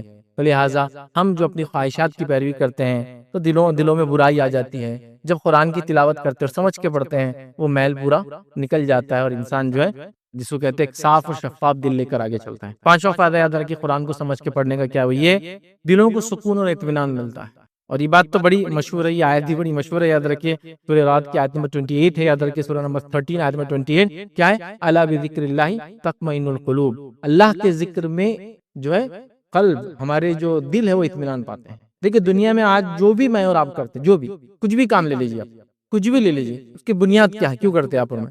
اچھا لگنا، اچھا لگتا ہے، انجوائے میں کر رہا ہوں، ٹھیک ہے، مطلب دل کا اطمینان، یہ بیس۔ کبھی کبھار کچھ کام کرنے دل کا اطمینان ملتا ہے، اور کبھی کبھار اطمینان کے بدلے اور دل کی دنیا اجڑ جاتی ہے۔ مالدار لوگوں کا حال ہی جنگلوں میں جا کے رہ رہے ہیں۔ جنگل میں ایک آدمی کھیتی باڑی کر رہا تھا، نکال کے شہر میں گھر بنانا چاہتا ہے۔ شہر میں جس نے سب سے بڑا گھر بنا لیا، بول رہا میں جنگل کی لائف جینا ہے، وہ جا کے ایک ایسے گھر میں رہ رہا ہے جو بولے ٹری ہاؤس ہے۔ بھائی تمہارا تو بنگلہ ہے نا شہر میں، تو ٹری ہاؤس میں کیوں رہنا ہے؟ دل مطمئن نہیں ہے لوگوں کی، دلوں میں اطمینان نہیں، یاد رکھیے بہت بیسک چیز ہے۔ یہ غائب ہو جائیں گی تو مال، دولت، اولاد، خوبصورتی، ڈگری، مرتبہ، مقام، پوزیشنز کچھ فائدہ نہیں دیں گی، آدمی ہمیشہ وہ رہتا۔ اور اکثر نان مسلم کے، اسپیشلی فرسٹ ورلڈ کنٹریز کے جتنے لوگ ہیں جو اسلام میں آتے ہیں نا، ان کی واحد وجہ جو سب سے پہلی بتاتے، سب کچھ ہونے کے باوجود بھی دل مطمئن نہیں تھا میرا، میں پریشان تھا، تو میں نے اسپریچول ریسرچ چالو کیا، پہلے بدھزم پڑھا اور یہ پڑھا، مطلب سب پڑھ لیتے ہیں وہ لوگ، پڑھنے نکلنے میں تو آگے ہوتے ہیں نا، تو پڑھ کے بڑا فائدہ ہوتا ہے، سب پڑھ لیا میں نے، کوئی اطمینان نہیں ملا۔ پھر میں نے سوچا کہ اب کیا باقی رہ گیا، تو کسی نے بتایا کہ بھائی اسلام باقی ہے، ارے یہ تو ٹیررسٹ کا دین ہے، یہ تو سارے آتنکوادیوں کا دھرم ہے، یہ کیا؟ دیکھ لیں، چلو یہ بھی دیکھ لیتے، سب پڑھ لیا نا، بدھزم پڑھ لی، یہ پڑھ لیا، چلو دیکھ لیتے ہیں، دیکھ لیا، پڑھ لیا، اطمینان آ گیا، سکون مل گیا، روح نے ان کو مطلب ایک میسج پاس کی، خوشی ہونا چالو ہو گئی۔ ہاں، تو یہ بڑی اہم چیز ہے، یاد رکھیں۔ تو الا بذکر اللہ تطمئن القلوب، کہ اللہ کے ذکر میں دل اطمینان پاتے ہیں، اس چیز کو ہمیں یاد رکھنا۔ تو ہمیں کیا کرنا ہے؟ تلاوت قرآن کرنا ہے، لیکن ساتھ میں کوشش کرنا ہے جو ہمارا مین ٹاپک ہے، سمجھ کر پڑھنا ہے، تو کتنا اور اطمینان بڑھ جائیں گے نا لیول۔ یہ بہت اہم چیز ہے، قرآن جب وعدے کریں گا، قرآن جن چیزوں سے روکیں گا، قرآن جن چیزوں کے بارے میں بتائیں گا، قرآن جو دنیا کے بارے میں کہیں گا، قرآن جو آخرت کے بارے میں کہیں گا، قرآن جو جنت کے بارے میں کہیں گا، قرآن جو جہنم کے بارے میں، اور دلوں کو اطمینان آتا ہے، یقین اور بلند ہوتا جاتا ہے، توکل اور بڑھتا چلا جاتا ہے، ایمان میں اور اضافہ ہوتا چلا جاتا ہے۔ تو لہٰذا آج جو کچھ ہمیں اور آپ کرتے ہیں وہ صرف دلوں کے اطمینان کے لیے کرتے ہیں، اور دل کا اطمینان یاد رکھیے قرآن کی تلاوت میں ہے، اللہ کے ذکر میں، چونکہ اللہ کے ذکر میں سب سے افضل ذکر قرآن ہی یاد رکھیے۔ اس کے بعد پھر دعائیں وغیرہ ہے، جیسا کہ اللہ کے رسول نے ایک روایت میں فرمایا افضل الذکر لا الہ الا اللہ وافضل الدعاء الحمدللہ، سب سے افضل ذکر اللہ کا لا الہ الا اللہ، اور افضل الدعاء، سب سے بہترین دعا کیا ہے؟ الحمدللہ۔ یہ پھر نیکسٹ پھر بہت ساری چیزیں ہیں، لیکن قرآن کی تلاوت سے ہم شروع کریں گے تو سمجھ کر پڑھیں گے، اطمینان میں اور اضافہ ہوگا انشاءاللہ، ٹھیک ہے؟ تو یہ بڑی اہم چیز ہے۔ چھٹی چیز یاد رکھیے، قرآن کو سمجھ کر پڑھنے کا جو فائدہ مجھے اور آپ کو ملے گا وہ یاد رکھیے، اطاعت اور فرمانبرداری میں اور رغبت ملتی، اور رغبت ملتی، مطلب میں نے قرآن پڑھا اور دل بولتا میں یہ کرنا چاہیے، وہ قوم نے ایسا کیا تو یہ ہوگا، میں ویسا نہیں کروں گا، یہ قوم نے کیا تو اللہ نے یہ عطا کر دیا، ہاں میں یہ کرنا چاہتا ہوں۔ اطاعت اور فرمانبرداری میں انسان کی رغبت اور بڑھتی ہے۔ جیسا ایک انسان قرآن کی تلاوت کرتا ہے اور اس کو سمجھ کے پڑھتا ہے، اس کی زندگی الگ ہوگی اس انسان کے مقابلے میں جو تلاوت تو کرتا ہے لیکن سمجھ کے نہیں پڑھتا ہے۔ اگر اس کی مثال دیکھنا ہے تو کوئی برائی نہیں کسی جماعت کے خلاف، کسی شخصیت کے خلاف، لیکن اس کو آزما لو۔ آپ مثال کے طور پہ شہر چھوڑ دو، گاؤں میں چلے جاؤ، جہالت عام ہے، ان جاہلوں میں آپ کو ایک انسان ایسا ملے گا، حالانکہ وہ لوگ بھی ٹوپی کرتا وغیرہ سب پہنے ہوئے ہیں، لیکن آپ دیکھیں گے جہالت پھر بھی عام ہے، لیکن ان میں ایک شخص آپ کو ملے گا تو تھوڑا سب سے ہٹ کر ہی رہیں گا۔ آپ بولیں گے اس کا گھر ہٹ کر، اس کے بچے ہٹ کر، اس کی تعلیم ہٹ کر، اس کی تربیت ہٹ کر، اس کی بات ہٹ کر، اس کے وعدے ہٹ کر، اس کی سچائی ہٹ کر، تو سب تعریف کرتے ہیں وہ سچے فلائیں فلائیں، کیسے ہوا؟ تو بولیں گا میں یہ تھوڑا ترجمے سے پڑھ لیتا ہوں، میں نے حدیث نبوی پڑھی ہے، میں نے اللہ کے رسول کی سیرت کا مطالعہ، وہ علم کی وجہ سے کیا ہو گیا؟ وہ دنیا سے ہٹ کر زندگی گزار رہا ہے، اس کی رغبت بڑھ گئی تعلیم کی وجہ سے، دنیا میں وہ اچھے عمل کرنے میں آگے بڑھ رہا ہے، برے عمل سے اپنے آپ کو پیچھے رکھ رہا ہے۔ کیوں؟ اس کے ایجوکیشن نے کیا، یہ آپ محسوس کر سکتے ہیں کسی بھی جگہ آپ جائیے، سارے لوگ ایک جیسے فلاں فلاں ہیں، سارے لوگ بولے ہم دین کا کام کرے، فلاں کر رہے ہیں، یہ آدمی سب سے ہٹ کرے، بولے گا میں سمجھ کے پڑھنے والا ہوں، میں نے ایک بار پڑھا تھا، آپ ان سے بات کریں گے تو ان کی بات کا لیول آپ کو الگ نظر آئے گا، پورے علاقے کے اعتبار سے آپ کہیں گے یہاں کوئی اتنا سمجھدار نہیں، ماشاءاللہ یہ آدمی سے بات کرو تو لگتا بڑے سمجھدار انسان سے آپ نے بات کیا تھا۔ تو یہ بڑی اہم چیز ہوتی ہے، ہٹ کے ہوتے ہیں۔ میں ایک بار ہمارے والد کا گاؤں ہے تو ہم لوگ گاؤں میں ایک بار گئے، ایک بہت بوڑھے انسان سے مسجد میں ملاقات ہوئی۔ ویسے گاؤں کی مسجدوں میں بہت کم لوگ نماز کو آتے ہیں، آج کل ٹھیک ہے تھوڑا رش ہے، لیکن پہلے تو ایک 4-5 لوگ ظہر میں ہو جائے، عصر مغرب میں تھوڑے زیادہ لوگ، عشاء میں تو کوئی آتے نہیں تھے گاؤں کے اندر، یہ حال۔ تو بہرحال مسجد کے اندر گئے، مسجد سے نکلے ظہر کی نماز پڑھ کے، تو ایک صاحب تھے اور دکھتا بھی کم تھا ان کو، اور والد جان پہچان کے تھے، گاؤں میں تھے لیکن بہت ایجڈ تھے، ٹھیک ہے۔ ویسے ان سے بات ہوئی تو اب کیونکہ ہم ابتدائی دور تھا، کچھ دین کا کام کرنے کا شوق رکھ رہے تھے، قرآن حدیث کی تعلیم تھی، لوگوں کو اسلام بتانے کی کوشش کرتے تھے، یہ وہ ٹائم تھا۔ تو وہ پوچھنے لگے بھائی بچہ کیا کر رہا، تو بچہ یہی پڑھ رہا، گریجویشن کر رہا، اور کیا کرتا دینی اعتبار سے، تو بولے وہ لوگوں کو اسلام کے بارے میں بتاتا، نان مسلم کو یہ کرتا۔ تو بولنے لگے یہ اصل کام ہے، یہ اصل کام ہے، بولے دنیا میں کوئی نہیں کر رہا، بولے یہ کرنے والا کام ہے۔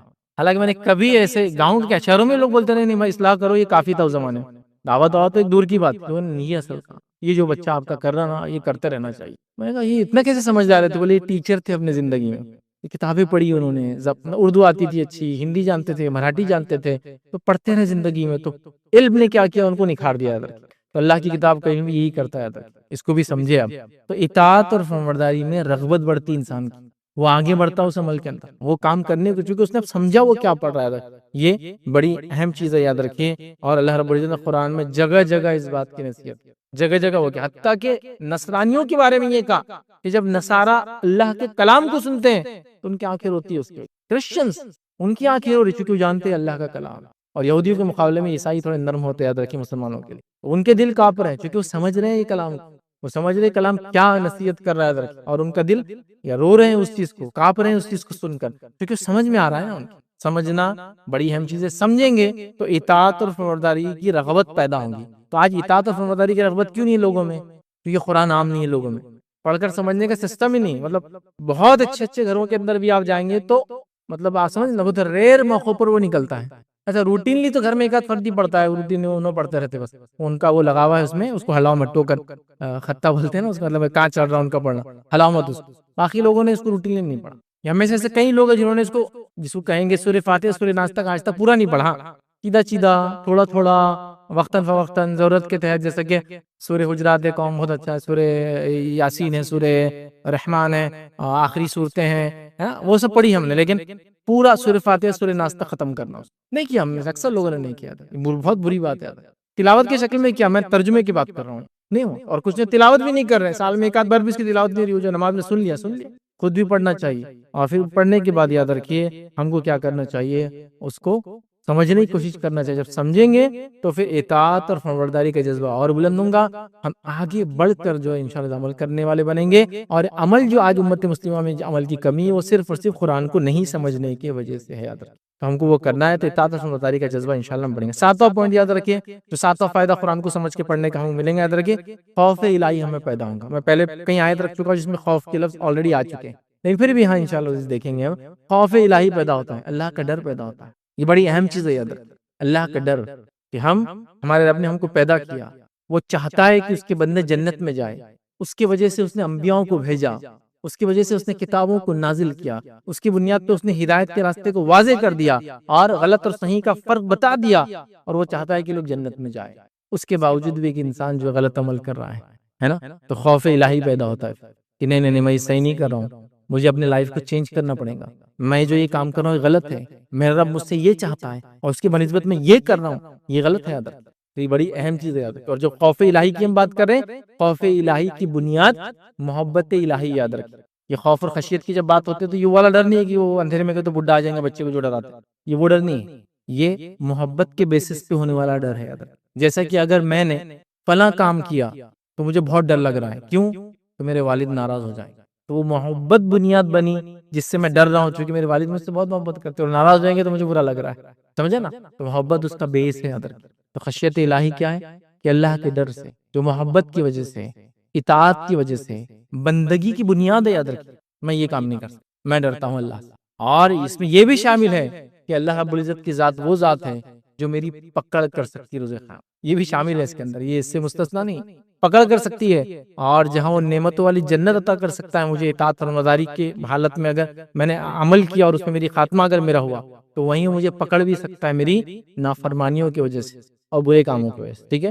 تو خوف الہی یاد رکھیے۔ اللہ رب العزت قرآن میں کیا فرماتا ہے؟ اللہ فرماتا ہے اور کہتا ہے، سورہ حشر اس کی آیت نمبر 21 میں اللہ فرماتا ہے اور کہتا ہے، اللہ فرماتا ہے، لو انزلنا هذا القرآن على جبل لرأيته خاشعا متصدعا من خشیت اللہ وتلک الامثال نضربها للناس لعلهم یتفکرون۔ اللہ فرماتا ہے اور کہتا ہے، اگر ہم اس قرآن کو کسی پہاڑ پر اتارتے تو یقیناً تو اس سے اللہ کے ڈر سے جو ہے پست ہونے والا، ٹکڑے ٹکڑے یا ریزہ ریزہ ہونے والا دیکھتا، اور یہ مثالیں ہم انہی لوگوں کے لیے بیان کرتے ہیں تاکہ وہ غور اور فکر کرے۔ یاد رکھیں، یہاں اللہ فرما رہا ہے کہ اگر تو دیکھتا ہم قرآن کو پہاڑ پہ اتارتے تو اس کے بوجھ سے وہ ریزہ ریزہ ہو جاتا، ٹھیک ہے؟ اس کے تعلق سے ابن عاشور رحمۃ اللہ علیہ لکھتے ہیں، فرماتے ہیں، اگر قرآن کا مخاطب کوئی پہاڑ ہوتا کا معنی کیا ہے، اور وہ پہاڑ خطاب کو سمجھ سکتا تو وہ قرآن کی خطاب سے اس طرح متاثر ہوتا کہ یہ اثر اللہ کے خوف سے پیدا ہوتا، اور وہ خشیت قرآن کی معنی کے ذریعے اس میں اثر ڈالتی، مطلب وہ معنی کو سمجھتا تو وہ ریزہ ریزہ ہو جاتا، اور وہ اس وجہ سے ریزہ ریزہ ہوتا کہ وہ سمجھ رہا تھا کہ اس سے کیا خطاب قرآن کر رہا ہے۔ تو لہٰذا ایک مومن کو بھی چاہیے کہ قرآن کے خطاب کو وہ سمجھے، تو اس کے دل میں خوف پیدا ہوگا، پھر وہ عمل کی طرف راغب ہوگا، وہ نیکیوں کو بڑھ چڑھ کے کرے گا، وہ گناہوں سے اپنے آپ کو بچانے کی کوشش کرے گا، وہ اچھائی کا لوگوں کو حکم دینے والا بنے گا، وہ برائی سے لوگوں کو خود کو روکنے والا اور لوگوں کو روکنے والا بنے گا، یا رکنے والا اور روکنے والا بنے گا۔ تو یہ بڑی اہم چیز ہے، یاد رکھیں۔ تو قرآن کو سمجھ کر پڑھنے سے یہ فائدہ ہم کو ملے گا کہ ہمارے دل میں اللہ کا ڈر پیدا ہوگا، اور جو لوگ اللہ سے ڈرے ان کو دنیا اور آخرت میں کیا ملا وہ نعمتیں آپ دیکھیں گے۔ جو لوگ اللہ سے نہیں ڈرے اور نڈر ہو کے زندگی گزاری، منمانی زندگی گزاری، تو پھر ان کا کیا انجام دنیا اور آخرت میں ہو، وہ سب چیزیں ہم دیکھیں گے۔ یاد رکھیں، اس سے ڈر پیدا ہوتا ہے، اور فطری چیز ہے، یاد رکھیں، ایک دم نیچرل ہے۔ لیکن جس چیز کو ہم سمجھتے نہیں ہیں اس کو پڑھیں گے، کتنا بھی پڑھے اس سے امپیکٹ نہیں پڑے گا، یاد رکھیں، کیونکہ ہم سے ریڈ کر رہے ہیں، چونکہ سمجھ میں نہیں آ رہا ہے وہ کیا ہے، ٹھیک؟ لہٰذا سمجھنے کے یہ فائدہ، آٹھواں فائدہ یاد رکھیں قرآن کو سمجھ کر پڑھنے کا جو ہمیں ملے گا وہ یہ ہے، اخلاق اور کردار کی اصلاح ہوتی ہے۔ اخلاق اور کردار کی اصلاح ہوتی ہے، اور یہ آخری انشاءاللہ اس میں فائدہ دیں گے۔ اس کے علاوہ بھی ذیلی بہت فائدے، میں بس سرسری گنا دوں گا۔ اخلاق اور کردار کی اصلاح ہوتی ہے۔ مسند احمد کی روایت ہے، نبی اکرم صلی اللہ علیہ وسلم کے تعلق سے کچھ لوگ آئے اور ماں عائشہ سے پوچھا، اللہ کے رسول صلی اللہ علیہ وسلم کے تعلق سے پوچھا، اے ام المومنین، مجھے نبی اکرم صلی اللہ علیہ وسلم کے اخلاق کے بارے میں بتائیے۔ یہ سوال انہوں نے کیا، تو ماں عائشہ نے کیا جواب دیا؟ آپ نے فرمایا کہ نبی کے اخلاق تو قرآن ہی تھا، مطلب آپ کی زندگی کے بعد یہ سوال کسی نے کیا، کہا نبی کے اخلاق پوچھتے ہو؟ نبی کے اخلاق تو قرآن ہی تھے، یاد رکھیں، کیا تم قرآن نہیں پڑھتے؟ اللہ عز و جل فرماتا ہے، پھر انہوں نے سوال کیا، کیا تم قرآن نہیں پڑھتے؟ اللہ عز و جل فرماتا ہے وَإِنَّكَ لَعَلَىٰ خُلُقٍ عَظِيمٍ، اللہ نے فرمایا اور بلا شبہ البتہ آپ خلق عظیم پر فائز ہیں، مطلب اخلاق کے سب سے بلند مرتبے پر آپ فائز ہیں۔ کون فائز ہے؟ نبی کریم صلی اللہ علیہ وسلم۔ جب سوال ہوا کہ نبی کی زندگی کیا تھی، آپ کے اخلاق کیسے تھے، ماں عائشہ کیا جواب دے رہی؟ آپ کی زندگی قرآن تھی۔ کیا تم نے قرآن نہیں پڑھا؟ قرآن نے خود گواہی دی نبی کے اخلاق کی کہ آپ سب سے بلند درجے فائز ہے۔ تو نبی کے اخلاق کے تعلق سے پوچھا گیا تو آپ نے کہا قرآن۔ اس سے پتہ چلا اگر ہم قرآن پڑھیں گے تو اخلاق اور کردار کی اصلاح ہوتی ہے، اور سمجھ کے پڑھنا یہاں سے یاد ہے۔ تو اخلاق اور کردار کی کیسی اصلاح ہوں گی؟ اب میں آپ کو کیا بتاؤں، دنیا کہہ رہی ہے بہت ساری چیزیں بد اخلاقیاں ہیں، شریعت تو کہی رہی ہے جھوٹ بولنا بد اخلاقی ہے، گناہ تو بہت بڑا گناہ ہے لیکن بد اخلاقی ہے، اس سے انسان کا کریڈٹ ختم ہو جاتا، اس کی حیثیت ختم ہو جاتی، لوگ اس کو جھوٹا بولتے ہیں، اس پہ کوئی اعتماد نہیں کرتا، ایسے سماج پہ کوئی اعتماد نہیں کرتا جو جھوٹ بولتا۔ کسی کی پیٹھ پیچھے بات کرنا قرآن حرام قرار دیتا ہے، اسلام حرام قرار دیتا ہے۔ دنیا کہہ رہی ہے پیٹھ پیچھے بات کرنے سے کریڈٹ خراب ہوتا ہے، لوگوں میں آپ کی برائیاں عام ہو جاتی ہے، لوگ آپ کو جو ہے نیچا سمجھنے لگتے ہیں، اس کو جب معلوم ہو جاتا ہے اس شخص کو تو وہ آپ سے بدلہ لینے کی بھاونا رکھتا ہے نا۔ یہ سب دنیا کہہ رہی ہے، اس کا نقصان ہے، ہم نے نہیں کرنا چاہیے۔ بزنس اچھا کرنا ہے تو سچ بولو، آپس میں کتنا بھی جھوٹ بولو لیکن بزنس دندے میں مت بولو جھوٹ، کیوں؟ تو سچ بولو گے تو بزنس اچھا چلتا ہے۔ تو انہوں نے دنیا کے فائدوں کے لیے یہ کر رہے ہیں، لیکن شریعت تو یہ کہہ رہی ہے نا۔ تو آپ سے لوگوں کے اخلاق کے بارے میں پوچھا گیا، میں عائشہ کہہ رہی ہے آپ کیا قرآن نہیں پڑھا تم نے؟ قرآن ہی نبی کرم صلی اللہ علیہ وسلم کے اخلاق تھے، یاد رکھیں۔ لہٰذا اگر ہم قرآن پڑھیں گے، سمجھ کر پڑھیں گے تو اخلاق اور کردار کی زبردست اصلاح ہوں گی، اور ہم وہ مومن بنیں گے جو شریعت چاہتی ہے، یاد رکھیں۔ یہ بڑی اہم چیز ہے، یاد رکھیں، یہ بڑی اہم چیز۔ اور آج اخلاق کے معاملے میں یاد رکھیے ہمارے بہت زیادہ گراوٹ آ چکی ہے، دنیا کہہ رہی ہے، ہم خود بھی کہہ رہے ہیں، کتنی بد اخلاقی، گالیوں کی شکل میں بد اخلاقی، جھوٹ کی شکل میں بد اخلاقی، دھوکے کی شکل میں بد اخلاقیاں، اور کتنی ساری برائیاں ہیں، یاد رکھیے جو ہمارے سماج میں پائی جا رہی۔ کیا بنیاد ہے اس کی؟ یہی یاد رکھیے اللہ کی کتاب کو سمجھا نہیں، سمجھ کر پڑھا نہیں، تو ویسا کیریکٹر نہیں بنا، ویسے اخلاق نہیں بنے، ویسا انسان میں نہیں بن پایا جیسا میں نے بننا چاہیے تھا۔ لہٰذا ہمارے لیے ضروری ہے کہ ہم قرآن کو پڑھیں اور اخلاق لیں۔ اب اس کے علاوہ قرآن کو سمجھ کے پڑھنے کے کیا فائدے ہیں؟ قرآن کو اگر سمجھ کے ذیلی چھوٹے چھوٹے فائدے میں اس کے علاوہ کئی میں دے سکتا ہوں اسی مثال۔ قرآن کو آپ سمجھ کر اگر پڑھیں گے انشاءاللہ عزیز تو ہم کو فائدہ یہ ہوگا کہ ہم دنیا بھی سمجھنے والے بنیں گے۔ قرآن کو سمجھ کے پڑھیں گے تو ہم انسانیت کو سمجھنے والے بنیں گے۔ قرآن کی ابتدا ہی ہوتی ہے انسانیت کے 3 طبقوں سے۔ قرآن جب آپ ابتدا کرتے ہیں سورہ فاتحہ اگر ختم کر دیں، سورہ فاتحہ کے بعد سورہ بقرہ چالو ہوتی ہے۔ سورہ بقرہ کی ابتدا ہوتے اللہ نے 3 انسانیت کی جو کیٹیگریز ہے تینوں کا ذکر کر دیا۔ شروع ہوتے انسانیت کے 3 کیٹیگری ہیں، ایک ایمان والے، دوسرے کافر، تیسرے منافق، بس 3 ہی کیٹیگری۔ اور ایمان والے کو چھوڑ دے تو کافر اور منافق 2 ہیں کی، وہ بھی کافر، منافق اور پردے درجے کا کافر۔ تو انسانیت کی قسمیں آپ کو پتہ چل گئی، ہیومن بینگز کیسے ہوتا ہے نا، یہ آپ کو پتہ چل گیا۔ اگر قرآن کا مطالعہ کریں گے تو اہل کتاب کی غلطیاں اور انہیں کیا اچھے کام کیے وہ پتہ چلیں گے، تاکہ ان کی غلطیاں ہم ریپیٹ نہ کریں، اور وہ جو اچھے کام کرتے اللہ جن سے خوش ہو وہ کرتے رہے۔ قرآن کا مطالعہ کریں گے تو انبیاء کے واقعات ہم کو پتہ چلیں گے۔ قرآن کا مطالعہ وہ کریں گے تو سائنس اور ٹیکنالوجی کی باتیں پتہ چلیں گی۔ قرآن کا مطالعہ کریں گے، قرآن آگے کی ایسی چیزیں بتائیں گا جو بہت تعجب خیز ہوتی ہے، یاد رکھیں بہت تعجب خیز، مطلب کچھ باتیں تو ایسی ہیں کہ جس کو آپ مطلب ہم اگر اس کو پڑھتے جائیں صرف تو تعجب ہوتا ہے کہ یہ اس کا معنی ہے کیا، ایسا بھی ہو سکتا ہے کیا۔ میں یہ نہیں کہہ رہا ہوں کہ یہ سلف نے صحابہ نے اس کو ایسا پوائنٹ آؤٹ کیا، لیکن آپ پڑھ کے دیکھیں، کبھی اس کو صرف مطالعہ کیجیے، آپ بھی تعجب کریں گے کیسی بات ہے، کیسی دل کو چھونے والی بات ہے، کیسی سائنٹیفک بات ہو رہی ہے، کیسی بالکل اپروپریٹ بات قرآن کر رہا ہے، دل کو چھونے والی بات ہے۔ یہ ریسرچ ورک کے بعد بھی ایسی باتیں نہیں سمجھ میں آتی، ایسی بات قرآن کر رہا ہے، یہ بڑی تعجب خیز چیز ہے۔ مطلب دیکھیے قرآن مطلب عجیب و غریب چیز، لاجک، ریزننگ، یہ سب چیزیں اس کے اندر ملیں گی آپ کو، اتنا کچھ کی جس کی کوئی انتہا نہیں۔ بلکہ ایک نئی اسٹڈی تو کیا بتا رہی معلوم، بہت ابھی آج کل بہت کامنلی چل رہا ہے، جو سیمیٹک لینگویجز ہے، آپ دیکھیے اگر دیکھنا ہے اچھی اسٹڈی ہے، جو سیمیٹک لینگویجز ہے جس میں عربی سب سے زیادہ وہ ہے چونکہ سب سے مشہور اور زندہ زبان ہے، اس کے بعد ہیبریو بھی آتی ہے لیکن وہ ابھی زندہ زبان میں بہت کم لوگ بولتے ہیں، اور اریمک بھی ایک آتی ہے یاد رکھیے، تو وہ بھی لیکن بہت کم لوگ بولتے ہیں۔ عیسیٰ علیہ السلام کے زمانے میں وہی چلتی تھی، بائبل اصل اسی میں لکھی گئی تھی جو تھی، تو ٹھیک ہے جب بھی لکھی گئی تھی لیکن ابھی ہے ہی نہیں، ٹھیک اریمک ہے۔ تو یہ جو سیمیٹک لینگویجز ہے اس میں عربی تو بالکل زندہ اور وہ زبان ہے کے بارے میں ریسرچ اسٹڈی یہ کہتی ہے اس کو پڑھنے سے ذہن تر و تازہ اور اچھا رہتا ہے، لاجک ریزننگ بڑھتی ہے، آپ کی صلاحیتیں انکریز ہوتی ہے، کیونکہ اس لینگویج کی خصوصیت جب بولا جاتا ہے تو دماغ کے ان حصوں کو جا کے ہٹ کرتی ہے جو آپ کو فلاں فلاں چیزوں میں فائدہ دیتا ہے۔ بالکل یہ آپ دیکھ لیجیے کامن اسٹڈی بہت کامنلی چل رہی ہے، بلکہ اس پہ تو میں نے آج تو نہیں ہے میرے پاس کوئی بھی ریفرنس نہیں ہے اس آرٹیکل کا، لیکن میں نے آج سے تقریباً 20 سے 25 سال پہلے ینگ مسلم ڈائجسٹ بول کے بہت مشہور کتاب آتی تھی ڈائجسٹ، آج بھی شاید چلتی ہو، ہم بہت پڑھتے تھے پہلے اس کو، تو اس کے اندر ایک پورا آرٹیکل آیا تھا کہ ایک جرمن جو شخص ہے جو سائیکیٹرسٹ ہے وہ لوگوں کا علاج عربی کے الفاظ سکھا کر کرتا ہے جو ذہنی مریض ہوتے ہیں، جس میں الگ الگ اس کی اسٹڈیز تھی، یہ بولنے کا یہ فائدہ، وہ بولنے کا یہ فائدہ، اللہ بولنے سے یہ فائدہ ہوتا ہے اور یہ ذہن کا ہوتا ہے، یہ کلمہ پڑھنے سے۔ وہ مسلم نہیں ہے لیکن ڈاکٹر نان مسلم ہے، لیکن اس کی اسٹڈی کیا بتا رہی ہے کہ سیمیٹک لینگویجز میں یہ الفاظ بولنے سے ذہن کے یہ پارٹ کھلتے ہیں، تو میں یہ الفاظ ان کو پڑھا رہا ہوں۔ تو ایک مسلمان صرف اللہ کا نام بھی لیتا رہے نا، دماغ چلتا رہے گا اس کا اچھا ہمیشہ۔ کئی حافظ قرآنوں کو دیکھیا میں نے حال میں دیکھا، ایک ترکی کا حافظ قرآن تھے، 92 ایئرس کی ایج، مطلب وہ لکڑی پکڑ کے کھڑے رہتے، جب قائم میں کھڑے رہتے اٹھنا بھی نہیں جانتا، پکڑ کے اٹھتے، 92 ایئرس کی ایج میں قرآن سنا رہے، اور جوانی کی کیا 16-17 سال کی عمر میں قرآن حفظ کیا تھا، آج تک قرآن پورا یاد ہے، آج تک سنا رہے، ذہن مکمل کام کر رہا ہے، جسم ساتھ نہیں دے رہا ہے۔ لیکن آپ دیکھیے نا 90 یا اس کے اوپر کے سال کے کوئی انسان جو بے دین ہو اس کو دیکھیے، اب یہ دیندار شخص کو دیکھیے، یہ قرآن کا امپیکٹ۔ ایسے کئی لوگوں کو دیکھا گیا بے ہوشی کے عالم میں لیکن قرآن پڑھتے ہیں، کوما میں لیکن قرآن پڑھتے ہیں، دوسری چیزیں نہیں پڑھتے، تو یہ اللہ کے کلام کا اثر نہیں تو کیا؟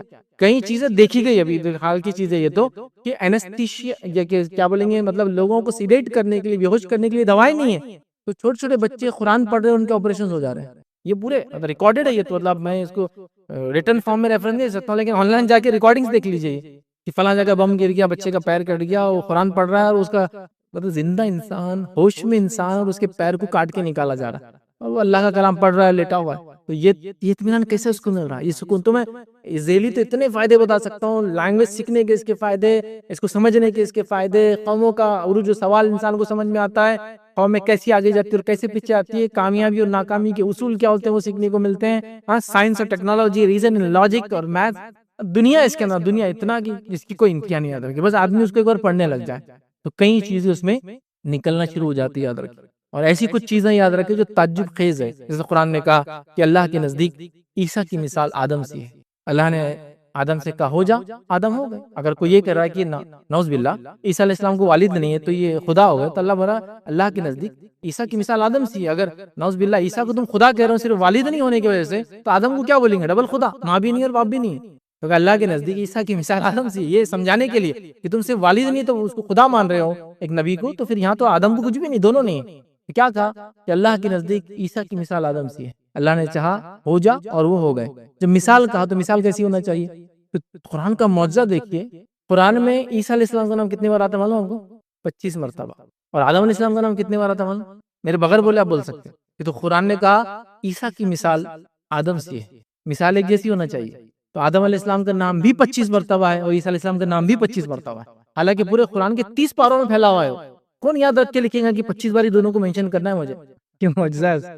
جب مثال ہے تو مثال ایک جیسی ہونا چاہیے نا، تو 25 بار دونوں کا نام ہے۔ دیکھیے آدم اور آدم، آپ وہ فہرست اٹھا لیجیے قرآن کی، دیکھیے اس میں عیسیٰ کتنے بار، عیسیٰ ابن مریم، آدم کتنی بار، دونوں 25 ٹائم۔ تعجب کرنے والی بات نہیں۔ تو بہرحال این نمبر آف ذیلی بینیفٹ قرآن کو پڑھ کر سمجھنے کی میں بتا سکتا ہوں، لیکن یہاں ہم نے 8 بڑے فائدے میں نے آپ کے سامنے رکھنے کی کوشش کی کہ قرآن کو سمجھ کر پڑھنے کے ہم کو کیا فائدے ملیں گے۔ اس کے علاوہ آپ کو حالات، ماحول، معاشرہ، قرآن کی کئی موضوعات ہیں۔ میں ایک صاحب کا واقعہ سنا تو یہ بھی آن لائن اویلیبل ہے۔ ایک نان مسلم تھے، تو ہم کو پڑھنے لگے ایتھسٹ، پہلے سب کچھ دنیا گھوم لی، پڑھ لیا، کر لیا، دنیا میں سب کرنا جو نہیں کرنا سب کر لیا، کیونکہ اب مذہب ہی نہیں تھا، لا دینیت ہے۔ اس کے بعد سوچا کہ پڑھا اسلام کو اور سوچا اسلام حق ہے، دیکھتے ہیں۔ لیکن کیا سوچتے ہوئے پڑھ رہے آگے معلوم؟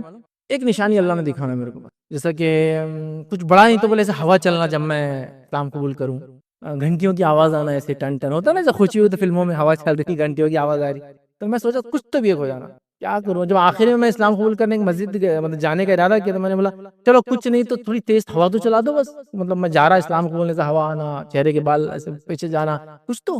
اس کے بعد میں نے کیا کیا، قرآن کی ایک ایسے رینڈملی قرآن کھولا، اس کے اندر ایک آیت تھی کہ یہ تم سے نشانیاں مانگتے ہیں، کیا ان کے اطراف میں ہم نے اور پہلے سے نشانیاں نہیں پھیلا دی؟ کیا یہ آسمان کو نہیں دیکھتے؟ کیا زمین کو نہیں دیکھتے؟ تو وہ تعجب کرنے لگے۔ میں ایک نشانی طلب کر رہا تھا اللہ سے کہ تھوڑی ہوا تو بھی چلا دے، اللہ کہہ رہا ہے دیکھو نشانیاں میں نے آلریڈی اتنی پھیلا دی کائنات میں، یہ اور نشانی مانگتے تم سے؟ اللہ کے رسول پہ بات آ رہی ہے کہ تم سے ایک اور نشانی مانگتے، اپنی نفس میں دیکھو، زمین میں دیکھو، آسمان کی پیدائش دیکھو، سب نشانیاں۔ انہوں نے کہا کہ میں ایک نشانی طلب کر رہا تھا، جب اللہ کے کلام کو کھولا اسلام قبول کرنے سے پہلے تو قرآن کی آیت وہی بول رہی تھی، تم اس کے بعد بھی نشانیاں مانگ رہے ہو۔ انسان اپنی پیدائش کو دیکھے کتنی نشانیاں، آسمان کی کریشن کو کتنی نشانیاں، زمین کو دیکھے ہری ہوتی ہے پھر سوکھ جاتی ہے، پھر بالکل خالی میدان بن جاتی ہے، پھر وہ میدان پہ ایک بارش آتی ہے، پھر وہ ہری ہو جاتی ہے، پھر اس میں چرند پرند پھیل جاتی ہے، سب نشانی اللہ۔ تو دیکھیے کیسا معجزہ ہو ان کے ساتھ، وہ ایک نشانی طلب کر رہے، اللہ نے ان کو ایک نشانی دے دی، کہا کہ تم دیکھو آس پاس کتنی نشانی آلریڈی ہے، تم ایک اور نشانی ڈیمانڈ کر رہے۔ تو کہا نہیں میرے سے غلطی ہوئی، میں نشانی ایسی طلب ہی کیسے کر سکتا ہوں، کتنی نشانی اللہ نے آلریڈی بنا دی کائنات میں۔ بہرحال تو کئی چیزیں یاد رکھیے، تو اس کے عجیب و غریب معجزات ہیں، بس اس کو سمجھ کے پڑھنے کی ہم نے کوشش کرنا چاہیے۔ یہ اللہ کا کلام ہے اور اس کے کئی فائدے، این نمبر آف بینیفٹس آپ کو صرف پڑھ کر سمجھ کر پڑھنے کے انشاءاللہ ہم کو ملیں گے۔ ویسے اس کی خالی تلاوت بھی اجر سے خالی نہیں ہے، میں بول رہا ہوں۔ کسی نے ایک سوال کیا، کیا عورت جو ایک ماں ہے اپنی بیٹی کا عقیقہ شوہر کی اجازت کے بغیر اپنے جمع کیے ہوئے پیسوں سے کر سکتی ہے؟ کیونکہ شوہر کے گھر والے بڑے جانوروں میں حصہ لے کے کرتے ہیں عقیقہ، کیا یہ بھی صحیح ہے؟ تو دیکھیے سب سے پہلی چیز تو یہ ہے کہ آپ اپنے شوہر کی اجازت کے بغیر یہ نہ کریں، اس لیے کہ اس کو معلوم ہوگا تو بعد میں خواہ مخواہ کی ایک فتنہ ہوگا۔ حالانکہ ایسا کرنا کوئی مسئلہ نہیں، ایک اچھی چیز ہی کر رہے ہیں، بٹ اینی ویز لیکن ہمارے پاس تھوڑا سا مطلب جو سوسائٹی میں ہم رہتے ہیں، سوسائٹی کا ایک مسئلہ یہ ہے کہ یہ میل ڈومینیٹڈ سوسائٹی ہے، تو یہاں مرد کی غیرت ہر دھکے دھکے پہ جاگ جاتی ہے، جو کہ ہونا نہیں چاہیے۔ حالانکہ نبی اکرم صلی اللہ علیہ وسلم کا زمانہ، صحابہ کا زمانہ آپ دیکھیں تو مطلب جو ہاں بس خواہ مخواہ کی غیرتیں آتی وہاں وہ مسئلہ نہیں تھا یہاں تک، حتیٰ کہ کچھ جگہ تو ایسے گھرانے بھی ہم دیکھتے ہیں آپ کے زمانے میں جہاں میل کی انکم اتنی نہیں تھی، فیمیل کی ارننگ سے وہ گھر چلتا تھا، لیکن کوئی برا نہیں مانتا تھا اس کو۔ یہ نہیں کہہ رہا کہ عورت کو کمائیں لگانا اس سے کھانا چاہیے، لیکن کچھ جگہ صحابہ سے ہوا ایسے حالات کہ وہ چاہ رہے تھے، اتنا نہیں ہوا، بیوی کو ہنر تھا، بیوی کچھ گھر بنا رہی ہے، سیل آؤٹ کر رہی ہے، وراثت میں کچھ پیسے ملے، فلاں کر رہی ہے، اور اس کا اپنا بینک بیلنس ہے، اس کی اپنی زندگی ہے اور شوہر کی اپنی زندگی ہے، ایسا وہاں پاس بہت مشکل ہے۔ بیوی کا اکاؤنٹ ہے تو شوہر ہی آپریٹ کر رہا ہو، بیوی ہر چیز یہاں بالکل کمپلیٹ کنٹرول والا میل ڈومینیٹ سوسائٹی آتا ہے کہ جہاں وہاں بس عورت کی ملکیت اور اس کی خود کے فیصلوں کا جنرلی کچھ بھی نہیں، اس کا فیصلہ اس کا شوہر لیں گا، شوہر سے بھی زیادہ پہلے شوہر کی ماں لیں گی اس کے فیصلے، جتنے بھی لینا، بچے کا پیدا کریں گی، دواخانہ کہاں جائیں گی، یہ کیا کریں گی، سب اس نے لیں گی۔ اس کے بعد جو تھوڑے بہت ڈیسیجن اس کے پاس ہے، خود کے بچوں کے لیے بھی وہ اپنے شوہر اور اپنی ساتھ پہ ڈیپینڈ رہتی ہے، تو یہاں انڈیپینڈنٹ لائف نہیں ملتی ہے. اس وجہ سے بول رہا ہوں کہ آپ عقیقت چھپ کے کریں گے، اس کو پتہ چلے گا، جھگڑے کا گھر بنے گا. تو اس معاملے میں بولوں گا چپ کر نہ کریں، آپ ان کو بتائیں کہ ایسا ایسا ہے. اور بڑے کے اندر یاد رکھیے نبی اکرم صلی اللہ علیہ وسلم سے کوئی ایسی روایت ثابت نہیں سوائے ایک ضعیف روایت کے جو کہ بالکل صحیح نہیں ہے. یاد رکھیے کہ بڑے میں حصہ ہوتا ہے، عقیقے کے اندر چھوٹے جانور میں کرنا چاہیے. لڑکے کے لیے 2 چھوٹے جانور، استطاعت ہے تو، نہیں ہے تو ایک بھی کر لیا تو چلے گا. اور لڑکی کے لیے 1 چھوٹا جانور. یاد رکھیے لڑکے کے لیے جو میں نے 1 چلے گا کہا وہ مجبوراً ہے ہی نہیں، اور کر سکتا ہے 1 تو 1 بہرحال اس ٹائم کر دے وہ، کوئی مسئلہ نہیں انشاءاللہ. ٹھیک ہے، تو ایسا کرے، لیکن چھپ کے کرنے کا میں کہوں گا نہ کرے. ہاں اتنے سمجھدار ہے، کوئی ایسا مسئلہ نہیں ہے تو پھر ایک الگ بات ہے، لیکن اگر ویسا نہیں ہے تو احتیاط کرنا زیادہ بہتر ہے. جی جی، قرآن کو بچپن سے پڑھنا بہتر رہے گا کسی بھی بچے کے لیے. تو قرآن کی مطلب حفظ کرانا چاہیے یا عالمت کرانا چاہیے یا عربی سکھانا چاہیے، ان میں سے بہتر بات کیا ہے بچے کے لیے؟ سوال آیا کہ قرآن سیکھنے کے تعلق سے اگر بچپن سے اگر بچوں کے لیے اس میں محنت کی جائے تو کیا کرنا چاہیے؟ پہلے ان کو حفظ کرانا چاہیے یا ترجمہ وغیرہ ان کو پڑھانا چاہیے یا عربک ایز اے لینگویج سکھانا چاہیے؟ تو پہلی چیز یاد رکھیے، بچوں کو جو سب سے اچھا کام کر سکتے ہیں حفظ کرانا چاہیے، کیونکہ لینگویج وہ بعد میں سیکھ لیں گے لائف کے اندر، لیکن جو ڈیٹا بیس ہے قرآن وہ بعد میں ایک ایج ہونے کے بعد سیکھنا تھوڑا مشکل ہو جاتا ہے، ناممکن نہیں ہوتا ہے، مشکل ہو جاتا ہے. تو پہلے قرآن حفظ کرا دیں، جو کہ ان کے پاس ایک بینک ہو گیا، نالج بینک آ گیا. اب اس کو سمجھنے کے لیے پھر لینگویج سکھانا شروع کر دیں. تو میں بھی آپ نے 5 6 7 سال سے سکھانا شروع کیا، 10 سال تک اس نے کیا، اس کے بعد لینگویج سیکھنا چالو کیا اس نے لائف میں. اب وہ ایک لمبے ٹائم تک بھی سیکھ سکتا ہے، اسکول کالج کے ساتھ چلتا رہے گا انشاءاللہ. ٹھیک ہے، لہٰذا حفظ کرائیے. حفظ کے ساتھ ساتھ یا حفظ کے بعد، اگر بہت چھوٹا ہے تو پہلے حفظ کر لے، اس کے بعد لینگویج سکھانا چالو کیجیے. اور بچوں میں بڑی صلاحیتیں ہوتی ہے، یاد رکھیں ملٹیپل لینگویج سیکھ سکتے ہیں. آج کل اسکولوں میں جنرلی جو اسٹیٹ بورڈ اسکول ہوتے ہیں 4 سے 5 زبانیں بچے سیکھتے ہیں ایک ساتھ. انگلش میڈیم سے تو انگلش، اس کے بعد ہندی اور مراٹھی، کچھ اسکولوں کے اندر عربک اور اردو بھی سکھائی جاتی ہے ان کو الگ سے. تو انگلش بھی سیکھ رہا ہے، ہندی اور مراٹھی سیکنڈ اسٹینڈرڈ سے شروع ہو جاتی ہے CBSE کے اندر. اور اسٹیٹ بورڈ وغیرہ میں 4th سے یا 5th کے بعد چالو ہوتی ہے، 4th کے بعد 5th 6th 7th سے لینگویج آتی تھی. یہاں تو 4 لینگویج ایک ساتھ سیکھ رہا ہے. تو آپ تھوڑے سے ایک لینگویج اور ایڈ کر دیں عربی، تو اس سے کوئی انشاءاللہ مسئلہ ہونے والا نہیں ہے. تو پہلے حفظ کرا لے. حفظ کے بعد یا حفظ کے ساتھ عمر کے حساب سے، سمجھداری کے حساب سے، انٹلیکٹ کے حساب سے ہر بچہ الگ ہوتا ہے، ساتھ میں اس کو پھر قرآن کی عربک بھی سکھانے کا ایک معمول رکھے. کوشش اگر کرے تو 2 سے 3 سال کے اندر بچے بیسک عربک سیکھ لیتے. یاد رکھیے قرآنک عربک، بول چال والی نہیں، وہ الگ ہے تھوڑی، قرآنک عربک بہرحال وہ سیکھ لیتے ہیں. اور حفظ یاد رکھیے اس پہ محنت کرے، پھر قرآن عربک اس کے بعد ٹرانسلیشن پہ کرے. لیکن چونکہ آپ نے سوال کیا تو میں یہاں ایک گزارش کروں گا، جو لوگ میری بات کو سن رہے ہیں اور اسپیشلی وہ لوگ جو پبلیکیشنز ان کا تعلق ہے، ہم نے قرآن کو بچوں کے حساب سے ترجمہ کیا ہی نہیں اب تک. پرابلم یہ ہے جس کے نتیجے میں اگر ان کو پڑھنے بھی آپ دے دے قرآن، جو آج اردو رومن بھی آ رہا ہے تو رومن قرآن بھی نہیں سمجھ پا رہے ہو. کیوں نہیں سمجھ پا رہے؟ جو لینگویج ہے وہ اتنی جس کو ڈیفیکلٹ ہے، اتنی مشکل ہے ان کے لیے، پلس کانٹیکسٹ کو ان کے حساب سے بھی نہیں بتایا گیا. کانٹیکسٹ تو کوئی بار بڑوں کو بھی سمجھ میں نہیں آ رہا، کانٹیکسٹ کو بتانا پڑے گا نا. جو لینگویج چل رہی ہے اس لینگویج میں پہلے ٹرانسلیشن اور بچوں کے حساب سے، تو اس کو ویسا کیا نہیں ہے، جس کے نتیجے میں ہوتا ہے کہ ہاں چھوٹے بچے قرآن کو نہیں سمجھ پائیں گے. چھوٹے بولے تو میں کہہ رہا ہوں 15 20 سال تک بھی نہیں، کہ ہمارا انگلش میڈیم سے پڑھے ہوئے اتنا مشکل جاتا ان کو. مطلب آپ قرآن ان کو دے دو عربی کا جو رومن آ گیا، جو معاف کرنا اردو کا رومن، وہ ہر جگہ لاتے ہیں. اس کا کیا معنی ہے؟ اس کا کیا معنی ہے؟ ایک لائن میں 4 چیزوں کو ان کو الفاظ، مطلب 6 ورڈز پڑھ رہا ہے وہ، 4 کا ٹرانسلیشن دینا ہے آپ کو بیٹھ کے. اس کا معنی یہ ہے، اس کا معنی یہ ہے، اس کا معنی ہے، اس کا معنی ہے. دوسرا اگر انگلش بھی پڑھ رہا ہے تو انگلش بھی اس لیول کی ہے جو بڑوں کے لیے لکھی گئی. پرانے اس میں تو کنگز اور کوئنز انگلش بہت ہی ڈینجر تھی، وہ دی داؤ والی وہ ختم ہو گئی اب جو آئی نہیں. لیکن اس میں مسئلہ ہے جو لینگویج استعمال ہو رہی ہے وہ بچوں کو بیسک لینگویج آتی ہے بس انگلش، اور وہ ہوتی ہے انگلش بولنے والوں کے لیے. تو اگر کسی نے ایسا، اگر کسی امریکن نے کیا یا کسی لوکل آدمی نے کیا جو ریورڈ تھا، تو وہ اس کی لینگویج سلینگ رہیں گی پھر، مطلب اتنی کامن، اتنی ہمارے لیے انکامن، چونکہ وہ بول چال والی زبان رہیں گی جو ہاں بولی جاتی ہے، ہمارے لیے مشکل ہوتا ہے. اور کچھ نے اتنی کتابیں لکھا کہ ہمارے بچوں کو سمجھ میں نہیں آتی ہے. تو گزارش کروں گا تھوڑا سا اس کو ترجمے کی طرف دھیان دیں. لیکن یہاں ایک چیز سے وارننگ بھی دوں گا ساتھ میں، آج کل میں نے کچھ لاسٹ 1 ایئر میں بہت سارے ترجمے دیکھے، فوٹوگرافک ترجمے. سورہ بقرہ تو گائے بنی ہوئی، اس کے پیٹ میں لکھا ہوا، اس کے ادھر لکھا، اس کے پیچھے لکھا، اس کے لکھا. دیکھیں آپ نے قرآن جو آج کل بہت سارے آ رہے ہیں، یہ قرآن کا سب سے بڑا پرابلم یہ ہے کہ یہ اس کو کسی عالم دین نے جنرلی اس کو ویریفائی نہیں کیا، کیونکہ اس میں ایسی کئی چیزیں جو ہونا نہیں چاہیے جو ہے، جو آپ نہیں کر سکتے. جیسا اگر آپ کسی چیز کو ڈال رہے ہیں، سورہ بقرہ گائے ڈال دی، ظاہر سی بات ہے بنیادی اصول یہ کہ چہرے نہیں ہونا چاہیے، چاہے انسان ہو چاہے جانور ہو، لیونگ تھنگس کے چہرے نہیں ہونا. اس میں پورے چہروں کے ساتھ ہے. مطلب اگر کوئی بھی عالم دین بیسک بھی کرتا کسی مسلک کا تو کہتا چہرہ نہیں ہونا چاہیے، ایٹ لیسٹ آپ آنکھیں ہٹا دو، کان ہٹا دو اس کا، اور اسی رہنے دو اس کا. وہاں پورا مکمل طور سے وہاں جہنم کا ذکر آ رہا تو آنکھ جلتی بتائی جا رہی. جہنم آگ ہے، لیکن وہ غائب ہے، اس کو ہم یہاں ڈپکٹ نہیں کر سکتے بنا کر. جنرک طور پہ آپ بول سکتے ہیں کہ جہنم آگ ہے، ایک آگ کو دیکھ لو، لیکن جب جہنم بولوں گا تو ایک پرٹیکولر آگ نہیں بتا سکتا ہوں لکڑیاں جل رہی آگ اس پہ چل رہی، کیونکہ غائب کی چیز کو میں پورٹرے کر رہا ہوں نا، میں نے دیکھا ہی نہیں نا اس کو. حدیث میں کیا ہے، جنت اور جہنم تصور کے باہر ہے، تو میں جنرک فوٹوز ڈال سکتا ہوں جیسا کیسا کہ جہنم آگ ہے، تو جنرک کو فوٹو ڈال دے چلیں گا، لیکن اسپیسیفک کو کہے بچوں یہ دیکھو جہنم کی آگ ہے، پھر یہ ختم، یہ تو غائب ہے نا. ایول شو کرنا آپ کو، ایول برائی، تو آپ کو ایسا برا چہرہ بنا دے رہے ہیں، ایول جیسا یہ ایول ہے یا ڈارک بیک گراؤنڈ ہے، سمجھ میں آ رہا ہے، ٹھیک ہے. لیکن آپ کیا کریں، شیطان بول کے پرٹیکولر امیج بنا رہے ہیں، شیطان غائب سے ہے، اس کو کسی نے دیکھا نہیں اب تک اس کی اصلی شکل میں، تو اس کو ڈپکٹ نہیں کر سکتے پکچر فارم میں، کیونکہ بچہ سمجھے گا ایسا جو آدمی اندھیرے میں چادر اڑ کے آتا ہے یہ شیطان ہے، اس کو اس چادر میں سے دو اٹھا ہوا کان جیسے کچھ رہتا سنگ وہ اٹھا ہوا دکھتا ہے اس میں سے، وہ کیا کریں گا، جنرک چیزوں کو اسپیسیفک کر دیں گے، تو پورے ایسے بنے ہوئے تصویر پہ تصویر اور ہر چیز ہے. صرف انبیاؤں کے جہاں نام ہے تو وہاں چہرے پہ کچھ نہیں ڈالا انہوں نے، لیکن تھوڑے دن میں ڈال دیں گے وہ، کیونکہ جو پرنٹرز ہیں نا اگر وہ اٹھا لے ڈائریکٹ، اس سے اچھا تو ہم ڈوڈلز بنا سکتے ہیں جو انہوں نے بنائے، وہ کریں گے چائنیز اس میں سب سے آگے بنا کے پہلے ڈال دیں گے، بولیں گے یہ ہمارے طرف سے ڈوڈل قرآن تو ہو رہا ہے. تو یہ تھوڑا سا مطلب ایک ایکسٹریم میں چلا گیا، ایک ایکسٹریم میں گیا، تو میں کہوں گا تھوڑا بچوں کے حساب سے ترجموں کو تھوڑا ریوائز کر کے خوبصورت انداز سے، ایک پہ تھوڑا کم کنٹینٹ ڈال کے، اچھی بارڈرز اس کی بنا کر، کلر فارم میں کچھ آیتیں کلر میں لکھی ہوئی ہے، کچھ بچوں کو اچھا لگتا ہے نا، اٹریکٹیو لگتا ہے، ایسا کرے تو میں سمجھتا ہوں بہت زیادہ ایک اچھی چیز رہیں گی انشاءاللہ ان کی سمجھنے کے لیے. جی اللہ کے رسول صلی اللہ علیہ وسلم سب سے زیادہ کون سا سورہ پڑھا کرتے تھے قرآن میں؟ سوال ہے کہ نبی اکرم صلی اللہ علیہ وسلم سب سے زیادہ کون سا سورہ پڑھتے تھے. دیکھیے آپ صلی اللہ علیہ وسلم کے تعلق سے ایسا مخصوص طور سے تو نہیں آتا کہ اللہ کے رسول کو یہ سورہ بہت زیادہ پڑھتے ہوئے دیکھا گیا، ایسا نہیں. آپ نے کچھ لوگوں کو دیکھ کر کبھی کچھ چیز کی تعریف کی، جیسا سورہ اخلاص کے تعلق سے بتایا گیا کہ ایک صحابی ہو ہمیشہ کوئی سورت پڑھتے ہیں جب نماز میں تو اخلاص کے ساتھ جوڑ دیتے ہیں، تو یہاں آپ نے سنا دیکھا کہ یہ سورہ زیادہ پڑھا جا رہا ہے اخلاص، اور آپ نے اس کو ٹھیک ہے کہہ دیا.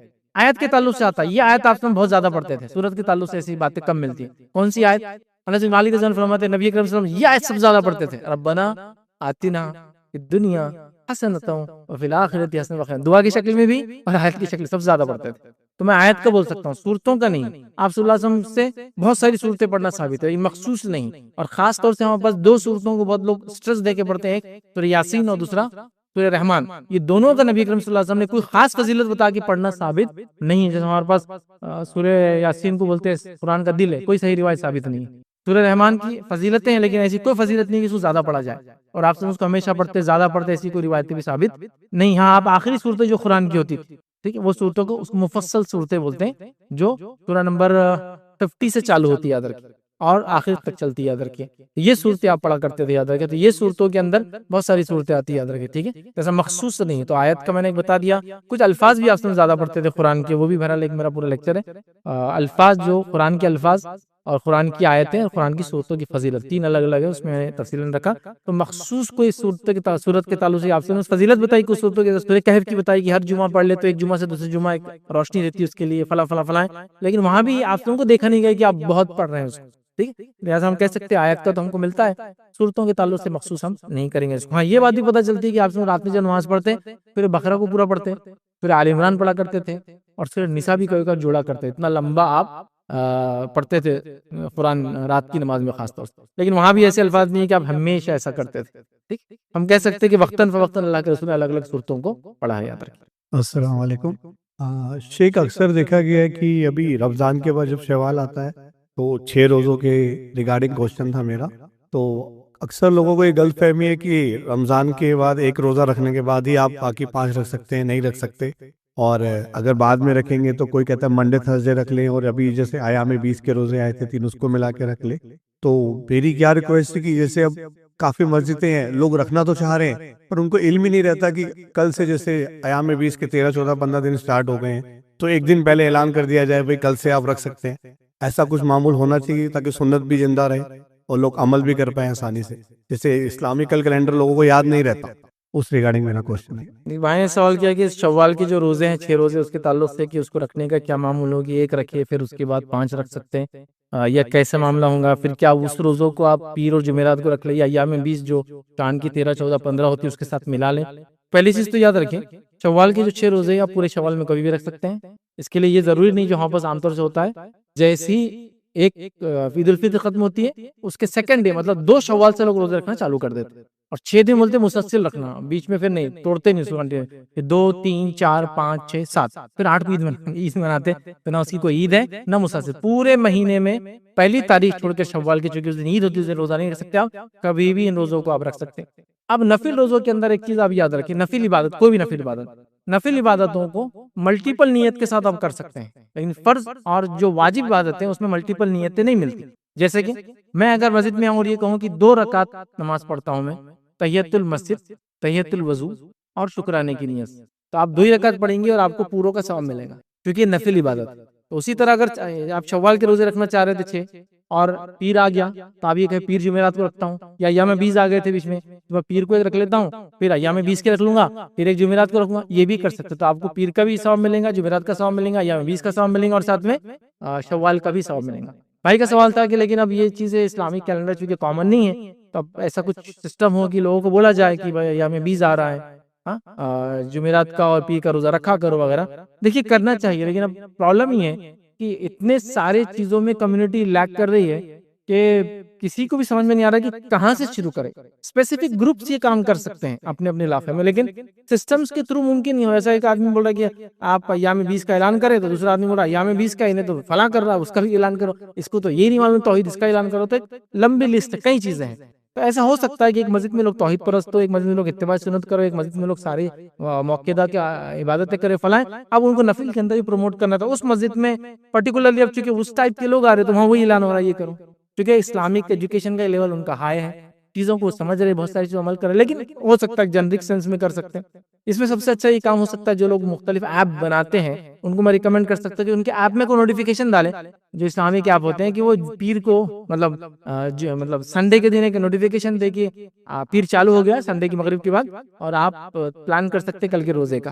اسی طرح پھر جمعرات کا دن آ رہا تو بدھ کے دن شام میں جمعرات چونکہ شروع ہو جاتی ہے، نوٹیفیکیشن آئے، ایام 20 کے بھی بھرا ایسا کیا جا سکتا، تو وہ ایپس کے تھرو ہو سکتا ہے ہم کو یاد آ جائے۔ مسجد وغیرہ میں اعلان بھی کر سکتے ہیں آپ، وہ چارٹس وغیرہ لگا سکتے ہیں، بورڈ پہ لکھ کے لگا سکتے ہیں، ایک سسٹم بنا سکتے ہیں کہ ہر جمعرات اور پیر کو آپ میسج بھیجے لوگوں کو کہ سنڈے کو کہ کل کا روزہ رکھ سکتے ہو، تو ایام 20 آ رہا ہے، دیکھو 3 دن روزہ رکھو، حدیث میں یہ الفاظ ہے، جو ایام 20 کے روزے پورا سال رکھیں گا، مطلب ہر مہینے رکھیں گا، گویا اس نے سارا سال روزہ رکھا، کیونکہ 3 روزے رکھ رہا اور اس کا ثواب 30 کے برابر ملے گا، سارا سال ہے۔ 6 روزے اگر رمضان کے بعد شوال کے کوئی رکھ لے تو حدیث میں آتا ہے ایسا ہے کہ اس نے پورا زمانہ روزے رکھا، مطلب اگر یہ ہر سال کرتے رہے تو پوری زندگی روزے رکھنے کا ثواب مل رہا ہے، تو یہ بھی ثواب مل رہا ہے۔ تو بہرحال یہ سب کر سکتے ہیں، تو بالکل کرنا چاہیے، کر سکتے ہیں، الگ الگ طریقے ہو سکتے ہیں، بہرحال تو لوگوں کو کرنا چاہیے، پروموٹ کرنا چاہیے، ہو سکتا ہے، لیکن بس یہ ہے کہ جماعتی اعتبار سے یا مسجد کے اعتبار سے اس لیے نہیں ہو رہا ہے کہ کئی ساری چیزیں جو لوگ نہیں کر رہے، تو بولتا اب کیا کیا اعلان کروں، بیٹر ہے کہ ہم لوگ اپنے گروپس بنا کے اس کو پروموٹ کریں، اور وقتاً فوقتاً بہرحال یہ یاد دہانی کے طور پہ بات سامنے آ جائے تو انشاءاللہ عزیز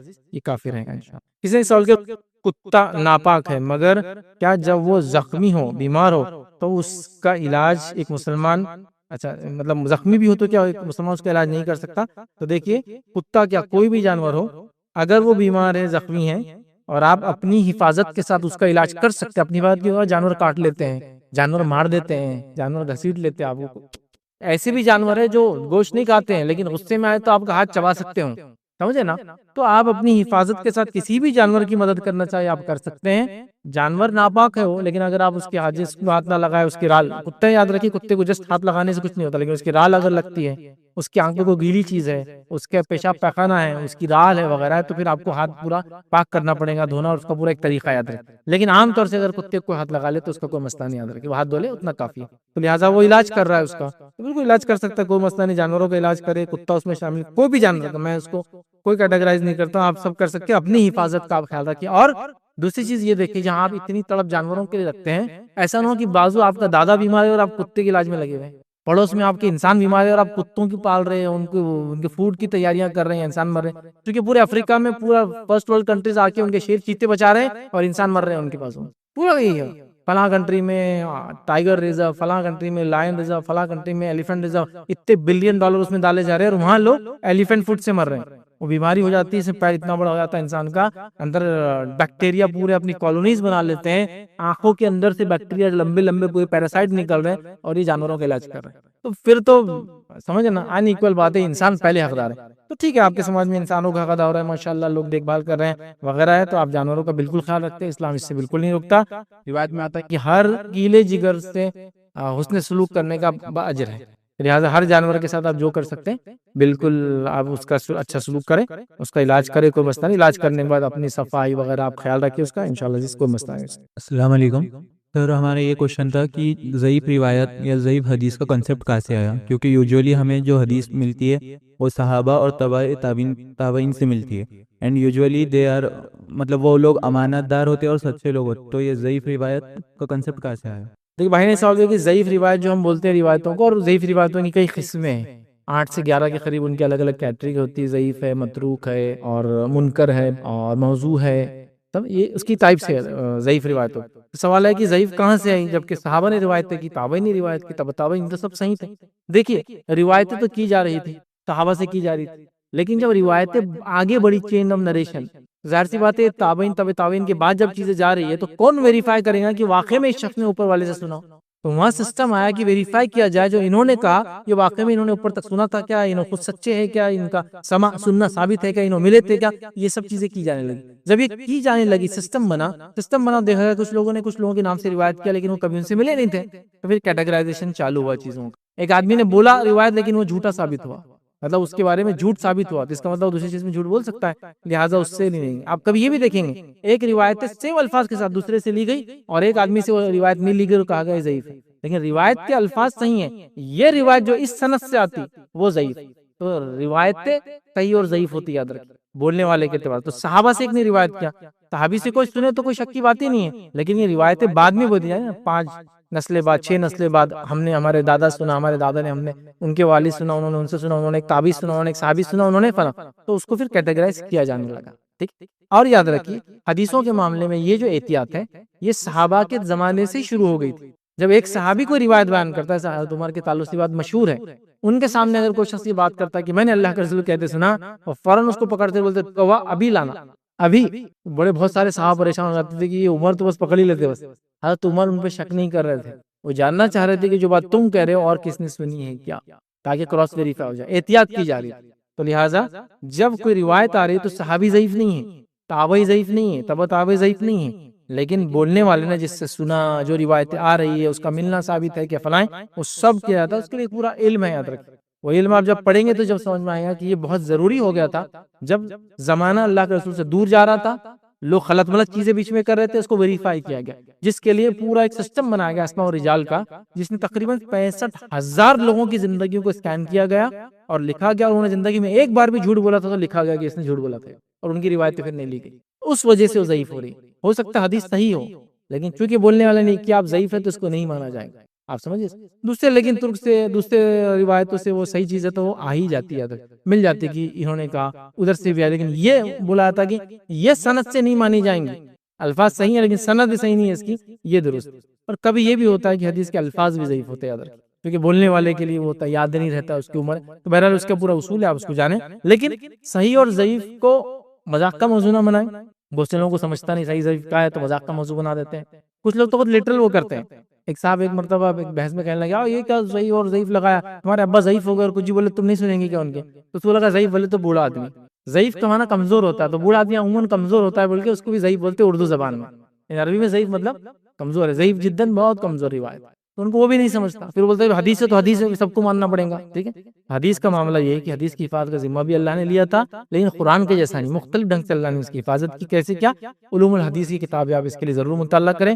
اور آج کے اس دور میں میں نوجوانوں سے خاص طور سے گزارش کروں گا اور والدین سے بھی کہ علوم الحدیث کے بارے میں بچوں کو اچھا علم دیں, اس لیے کہ آج کل جتنے فتنے ہمارے اطراف پھیل رہے ہیں سب یہ کرے قرآن حق ہے, قرآن صحیح ہے, قرآن کا ٹرانسلیشن بھی صحیح ہے. وہ ان لوگوں کے ٹرانسلیشن نہیں مانتے جن کے ہم بھی مانتے ہیں, وہ سب بولیں گے, لیکن حدیث میں آئیں گے تو آپ کو پھر زبردست بولیں گے, نشتر لگا دیں گے, شک اور شبہ آپ کے دل میں ڈال دیں گے. حتیٰ کہ آخر ان کا یہ رہتا کہ یہ تو سب کیا ہے, ایرانی چال تھی حدیثیں, جو 300 سال بعد نبی کریم صلی اللہ علیہ وسلم کی لکھی جانا شروع ہوئی, اور یہ سب چال باز تھے لوگ, فلاں فلاں فلاں فلاں فلاں, مطلب ایرانی چال بول کے بہت مشہور ہے یہ بات. تو بالکل علوم الحدیث کا اٹھا لیجئے.